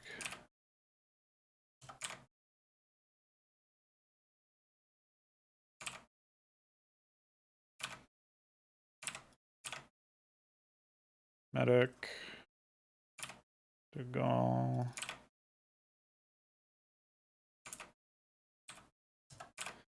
Valkyrie. Alexei Stukov.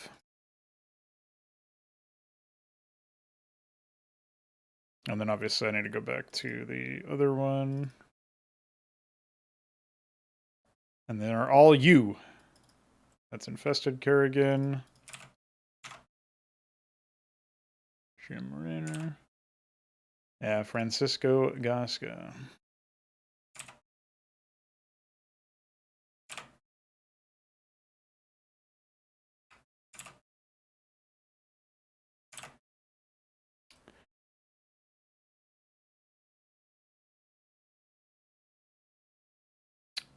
Isn't there a U Duke somewhere? It's up here.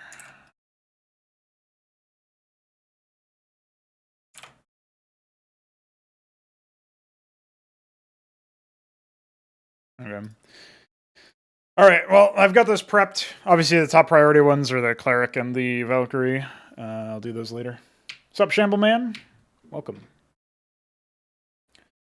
So Milestone asks, hey, Pro, what are your thoughts on survival game genre? Games like Valheim, etc. I think their often open-world nature allows for some player freedom, and multiple number of systems and procedural generation of worlds allow for replayability and expression of skill.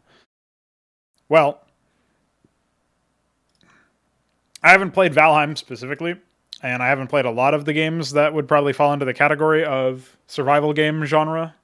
Trying to think of the games that have had survival mechanics which I have played. It would be the Prey 2017 game, has some sort of survival thing going on it with it.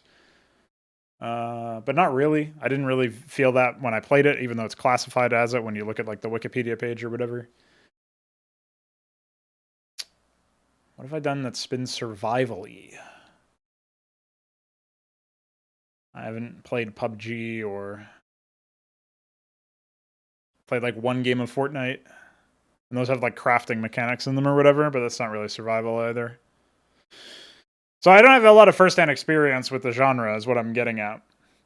In my experience, when games have like resource scarcity, which then is sort of like, you have resource scarcity and you have a crafting system, right? You have both of these things in a lot of these games.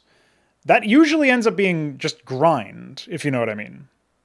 It usually ends up feeling like I've got to grind to get whatever this, requisite material is so that I can then craft it. And usually there's even some sort of like crafting skill that you level up. I have never seen a game do level up well, like having any sort of leveling system that actually is good. Because usually what happens with any sort of leveling system is that either it's not very impactful, or it's way too impactful. And the ways that it can be not very impactful can even be more nuanced than that, because it can be something like leveling up your characters so that they are better and more powerful, but then you get faced with enemies that are also higher level, in which case your power advantage that you have just gotten from leveling up is kind of reduced, or neutered in some other way. And so in that sense, it lacks impact, but not because the system is not giving you power. It's because the system is invalidating the power you have been given by another system, right? So like the game is, leveraging a different system to offset the fact that you're now higher level, which is obviously really dumb. So it just feels like it becomes like a power creep sort of arms race to who can get the highest level stuff. Now in crafting, it's a little bit different, because usually you're not using crafting for the sake of defeating an enemy or whatever, right? So, there's not combat related to crafting. There's you might enhance your combat through crafting or something. I would say if you're going to go down the route of including some sort of survival game, I think the survival aspect should be a little bit more about combat-oriented stuff, action-oriented stuff, and a little bit less about, crafting stuff, in the sense where you need a lot of materials and you need to grind up your crafting level.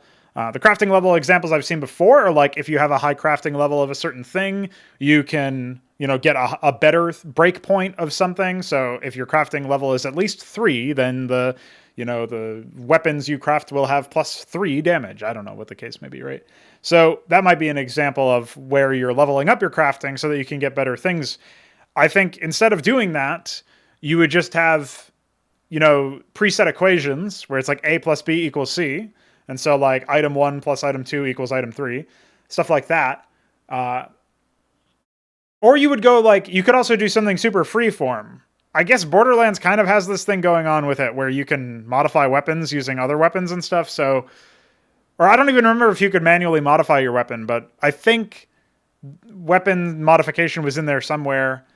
And at the very least, there was basically random assortments of shit. So you'd get a pistol that shoots a rocket launcher projectile or something like that, right? So they unlimited or delimited. They avoided limiting the conceptual constraints that would be put on modified weapons or weapon pieces being put together, right? And so I'm sure that yielded a lot of useless weapons, or less than useful weapons. But it probably also yielded some interesting combinations or whatever. Yeah, I'm trying to think about obviously I'm getting hung up on the crafting and the harvesting resources and the generating, that sort of thing.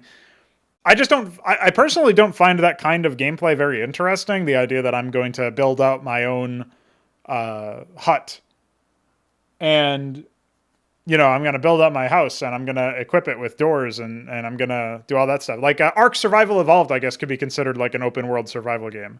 You don't really have a goal in that, I don't think. So I would say something like that would be a game that I've played a pretty decent amount of hours in, and the crafting always felt like a grind, and obviously it had a lot of leveling stuff. You learned engrams that gave you the ability to craft certain things, and then those certain things required you to go to a certain place to get a certain thing so that you could use it to craft or fuel or whatever. And you had really weird shit. You would have a basic ass raft made out of wood, and you'd on top of that raft you would put a very advanced manufacturing thing that produced bullets for your guns or whatever. It's what the fuck am I doing? It's so weird. So it was a bit zany, but I just don't really feel like the fun part of that game was running around trying to gather supplies and then craft. Most of the time it was running around, the fun part of the game was fighting dinosaurs, taming dinosaurs, using dinosaurs in battle, that sort of thing. But even then, that's very much gate-kept by the leveling systems, and obviously massively gated by whether or not you can you have enough like projectiles and ammunition and stuff for your equipment.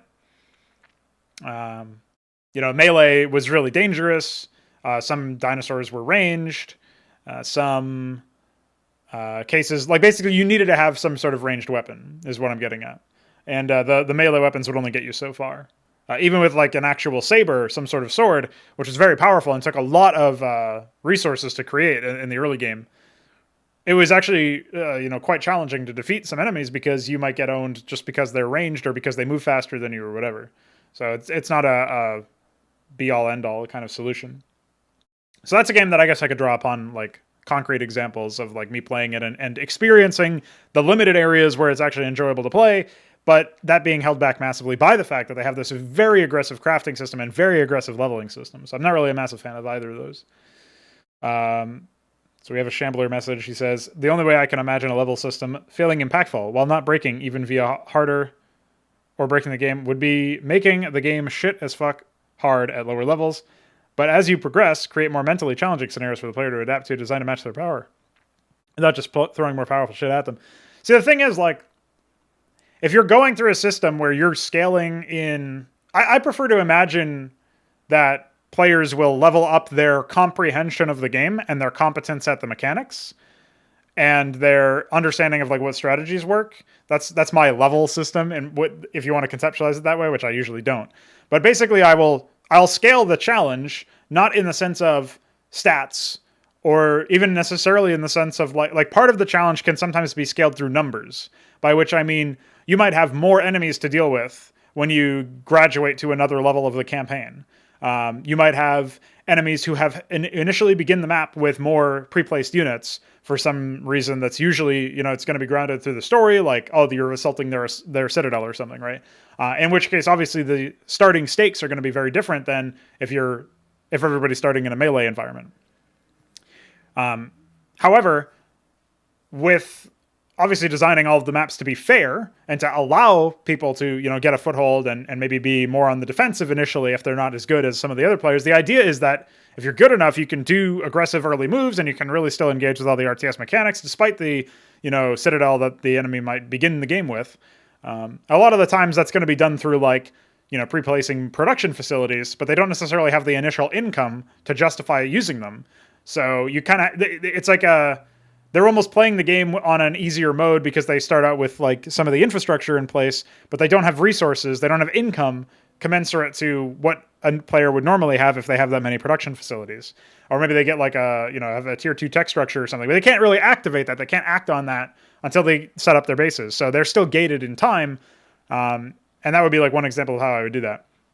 Obviously it's an RTS, it's a completely different genre, but a corollary to this would be like if you were going to go through a game where you're playing like an RPG style game where you level up and you get abilities. If instead you are able to equip different tools, which would be similar to like teching up into different things in an RTS.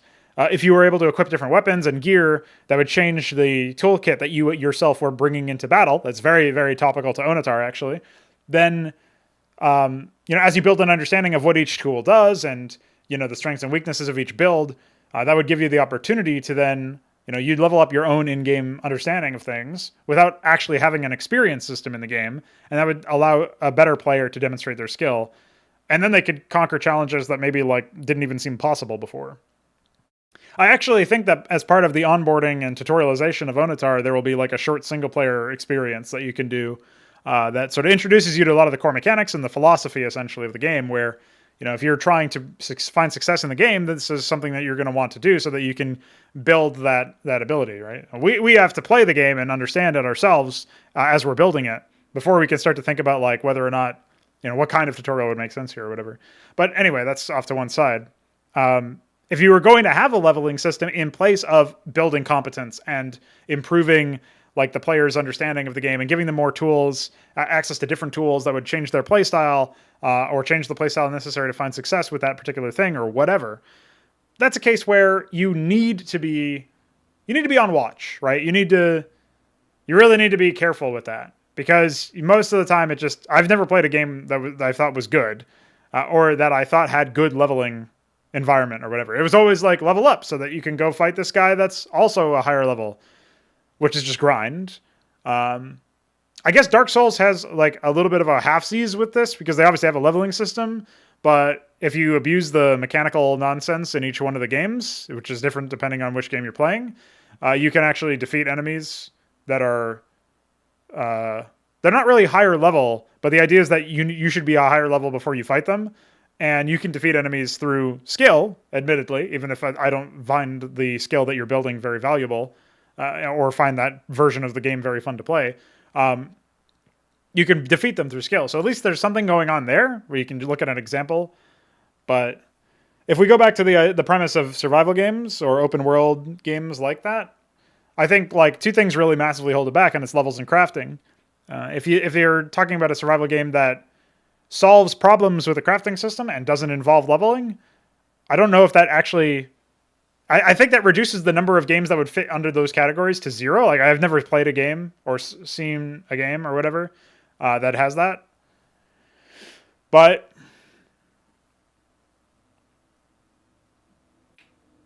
I don't know. I would just say I'm not a fan of... I don't really like the gameplay loop of going to, like, grinding through an area so that I can mine resources so that I can then craft stuff. I think this is a bit different from game to game, but there's games out there where in order to play the game, you need ammunition. And in order to get ammunition, you need to grind for resources and craft the ammunition, right? And so this leads to a very weird and I think very bad gameplay loop where you're basically going through the game saying, I want to fight. And this game is primarily about fighting. But I'm low on ammo, so I will not fight. And I will instead grind so that I can get ammo. Now, I guess an alternative method would be to allow, like, okay, if you don't want to grind for the resources necessary to craft the ammo, maybe you can buy the ammo. But, and by the way, this doesn't necessarily, it's not just ranged, because sometimes this will be like repairing a melee weapon or something, right? So repairing your melee weapons oftentimes costs resources, which would kind of be the same thing. Usually it's less in these games than like crafting projectile ammo, but that's sort of by the by. I was just saying, like, it's not necessarily restricted just to... it's not necessarily restricted to just ranged weapons. I'm just using that as an easy example. So if I have to craft bullets or, you know, spear tips or arrowheads or whatever, if I have to craft all this shit, then yeah, I guess I could buy it instead, but maybe I'm saving up my resources. Like, it creates this weird mental thing where I'm thinking, like, I probably want to save money instead of, you know, I probably want to craft as much as possible so I can save as much money so that I can then buy things. And this is another thing that's even more heavily exacerbated when you have a leveling system in place. So if you take this dog game I'm playing with my brother, Dogvinity, Original Sin, Original N, that game has a lot of problems with it that are downstream of both crafting and leveling. And the way that it basically works is, you know, yeah, you can craft items and weapons and stuff, but you usually don't. Usually you just pick up whatever is on the ground or you buy something. But if you buy something, then eventually, like not by eventually, I mean like within an hour of playtime usually or something like that, you actually won't be in a situation where it even matters because whatever you just bought is going to be like, you know, you're not going to hold on to it for very long. So there's not really much of an incentive to buy something unless it's going to serve you long term. And if you're outstripping, it's not like you're trading it because you don't want whatever that gives you anymore and you want something else. It's that your enemies are outscaling you based on level because you have this level locked weapon that doesn't deal as much damage relative to the enemy's health pool as it used to when you were fighting lower level enemies. And these are all situations where it's like the core issue is the leveling. Like, that's the core issue. So if you find a survival game that's open world that doesn't have levels, or if you find any game that's open world that doesn't have levels, because I'm pretty sure all of them do, I'd be interested in playing that and trying that and seeing what's up. Also, if it's like a non-standard leveling system where the levels don't directly impact combat the same way, or like enemies don't scale with you over time, because really a lot of the times it's the fact that the enemies are also leveling up that's really, you know, showing that there's a huge issue. That would be, you know, obviously pretty bad. So. Yeah, I've played a tiny bit of Factorio. It's definitely not my game. A little bit too Tismic. Shambler says, most games half-ass a crafting or survival system, making it feel cheap and a time waste instead of actually useful, and some just throw in crafting where it simply does not belong. I think the last part of that is definitely true. I've seen games that have crafting where I'm like, I don't think this game needs crafting at all. One of which actually being this Dogvinity game. Probably be or at least one order of magnitude better if I didn't have to carry around like crafting components that are useless, that are just like, if I don't use crafting, then there's like an entire class of item that I'm just selling for junk coin. You mentioned that most games half-ass a crafting system. That's probably true, but I admittedly haven't played too many games with a crafting system. It's this game and it's Ark, and that's pretty much it. I guess Barrow Trauma has some crafting as well. Veek says, I think a good crafting system would have to be freeform with unlimited amounts of choices of something, not just a gatekeeping mechanism. Yeah, I said gatekeeping by mistake earlier. I meant to say gating. They are two different things. Personalization is probably the biggest thing those systems usually give, where you can customize your playstyle as the game goes along. There are other options to achieve that. Biters and spitters and behemoths. Yeah, good bit. I still can't believe that spitter and biter, like, that's actually good bit. Nice names for aliens in Factorio. Very original. Very creative. Yeah, personalization is something that I think, if you were going to go through, right, and just talk about like what the advantages of a system like that are, I actually don't know. Like, if we were going to make a list, right, there's like crafting systems, pros and cons. And we do pros, and we do cons, right? And like, no, gatekeep means that like is a human doing it to another human. Gating is what you're thinking of from a systems perspective. Gatekeeping is something completely different. It means when you're deliberately keeping some people out or reducing their ability of upward mobility throughout a system or something like that. Different topic. We could talk about gatekeeping at some point, but it's a different topic. Gating is like, I can only do something if I meet the certain requirements. So like, I'm gated from attacking or moving to a certain area by whatever. So it's like a gatekeeping isn't ever used in a gameplay system description, at least as far as I'm concerned. I've never encountered it. So crafting system, pros and cons. What are we actually doing with pros and cons for crafting? Let's think about that, right? So pros are, I don't know, and cons are, creates a system where I have to opt in to save money. I don't know. I guess the biggest issue with this is the crafting stuff isn't always. I have to assume that there's also a leveling system, I think. Because without a leveling system, I actually don't know how crafting even would work. Like, I don't think I've played a game where there's crafting but no levels. In fact, have I played a game recently where there aren't levels? Like, let's look through Steam. Let's look through what I've played recently. I guess Hedon probably didn't have levels, right? That might be a game that I've played recently. If I go to my profile, Caw. I actually don't know if you can, can I even go to, I guess, activity? Oh no, this is my activity. No. Nice try. My activity. You see my activity, guys? How do I find games I've played recently?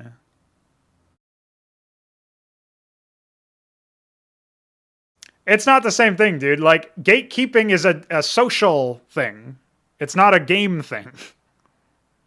I can see what you're trying to say, but it's a completely different thing. So obviously levels in Divinity, level in Nova Drift. This is a junk game. Level in Borrow Trauma.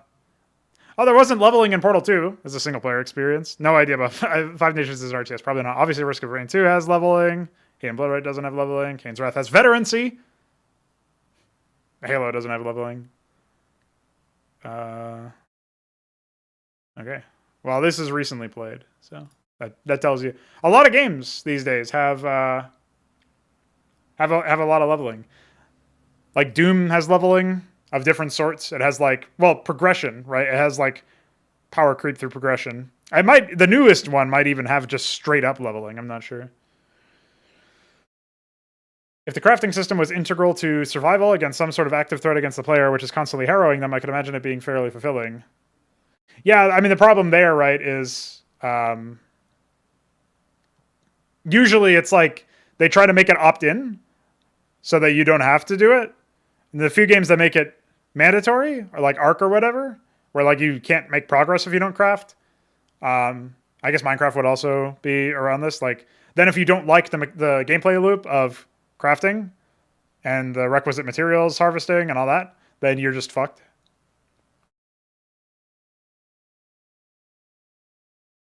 Barotrauma is incredibly buggy. It is a giant disaster. It is a mess of a game. But buried within there is some sort of interesting aspect where you have like very much a role-based experience where I'm the captain and my brother's the engineer and he's the one who's operating the turrets sometimes, and you can get like a security officer and a doctor, and you get mechanical engineer versus electrical engineer, and you get all these different aspects coming together where it's very much a multiplayer game, but a multiplayer game wherein different it's not really the same thing as like a MOBA where you play different roles or whatever. And that changes your outlook on the game. It's even more lower level than that, because most of the people who are on your sub, say you're operating on a 4-man crew, most of the people do not see the monsters that are attacking you or the enemy pirates that you're supposed to be, killing or whatever. Like whatever you're attacking, most people don't see them. The captain only sees them on sonar. The gunners will see them through the periscopes when they're shooting. And maybe a raiding party will see like enemy crew if they go aboard, if they climb aboard and do stuff that way. And that's it. Like if you stay on the ship the whole time, you won't see a single enemy unless they somehow like sneak aboard or whatever. Then you're in deep shit. And it's kind of interesting. I don't know if it's good, but I thought that particular part of Barotrauma was really interesting to me. That I will have a completely different experience than my brother who's playing the gunner role. I'm going to have a completely different understanding of the enemy and of the layout of the game and stuff. I see things through the sonar map. It's very limited, and it's not very high APM, and maybe it's not even very engaging, but it's interesting to compare that to his experience. So, yeah. I really dislike and detest their crafting system, their perk system, and the fact that if I'm the captain, I can't craft weapons. Only the security officer can craft weapons. That's really stupid. You don't appear to be able to order AI to craft things either, so we can't hire an AI security officer and solve the problem that way. Obviously, the game is a buggy mess. It's just a disaster. The netcode is horrible. It's still in active development. Things are gonna, hopefully improve. But I think a lot of the core design decisions they've made and probably won't be revisiting are not going to be fixed, right?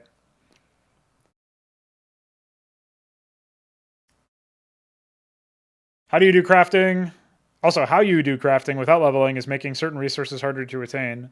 Well, yes, but if it's still going to just end up gating your experience where you can't actually progress down certain areas or fight certain enemies without going through the process of getting harder to attain resources, then it is functionally acting the same way a leveling system would behave, where you are basically saying that until you have this breakpoint, then you cannot progress down this particular avenue.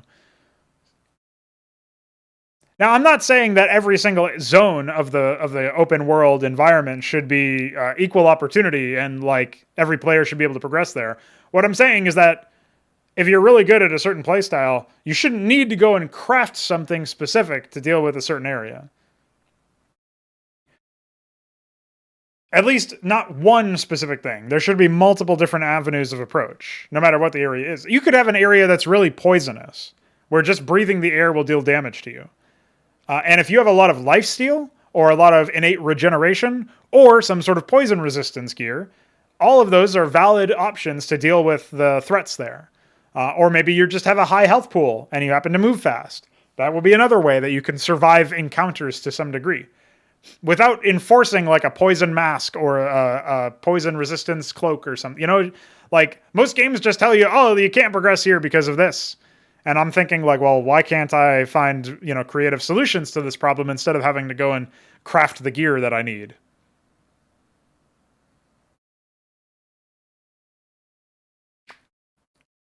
Never heard of Guns of Icarus. Maybe I'll check it out. I think a fundamental issue is that most games try to tie crafting to progression rather than survival. In a survival context, I think crafting has great potential, but not when it's used as just a roadblock. Yeah, the problem with crafting as progression is what we just described. The problem with crafting as survival is that it usually ends up instead, like it moves the goalpost of like you must have this many of this crafting resource or this item crafted or whatever. It moves that becomes that no longer becomes a progression blocker or a roadblock like you were describing, and it suddenly becomes like a roadblock onto not just progression but like literal engagement in any capacity. Like if I need to craft ammo so that I can fight the enemies, and fighting the enemies is a big part of the game, then I can't do a big part of the game as long as I don't have ammo. And so that's another problem that I think is really tough to resolve. I don't think I'll ever attempt it just because I'm not interested in crafting. Like, I don't find it very enjoyable. I don't find any part of it enjoyable. I don't find the grind to get the resource. I don't find the grind to level up my crafting skill if applicable. I don't find the wait time of the crafting process itself to be enjoyable. And I mean, I really only like the end result, which I could just have if I can buy ammo or something like that, right? So.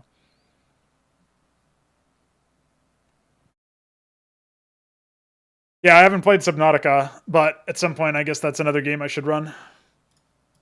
I guess like the Talos principle might be something I play after I play Jonathan Blow's games, and then after that, we'll return to regularly scheduled programming in air quotes, i.e., games I've been talking about playing for a while.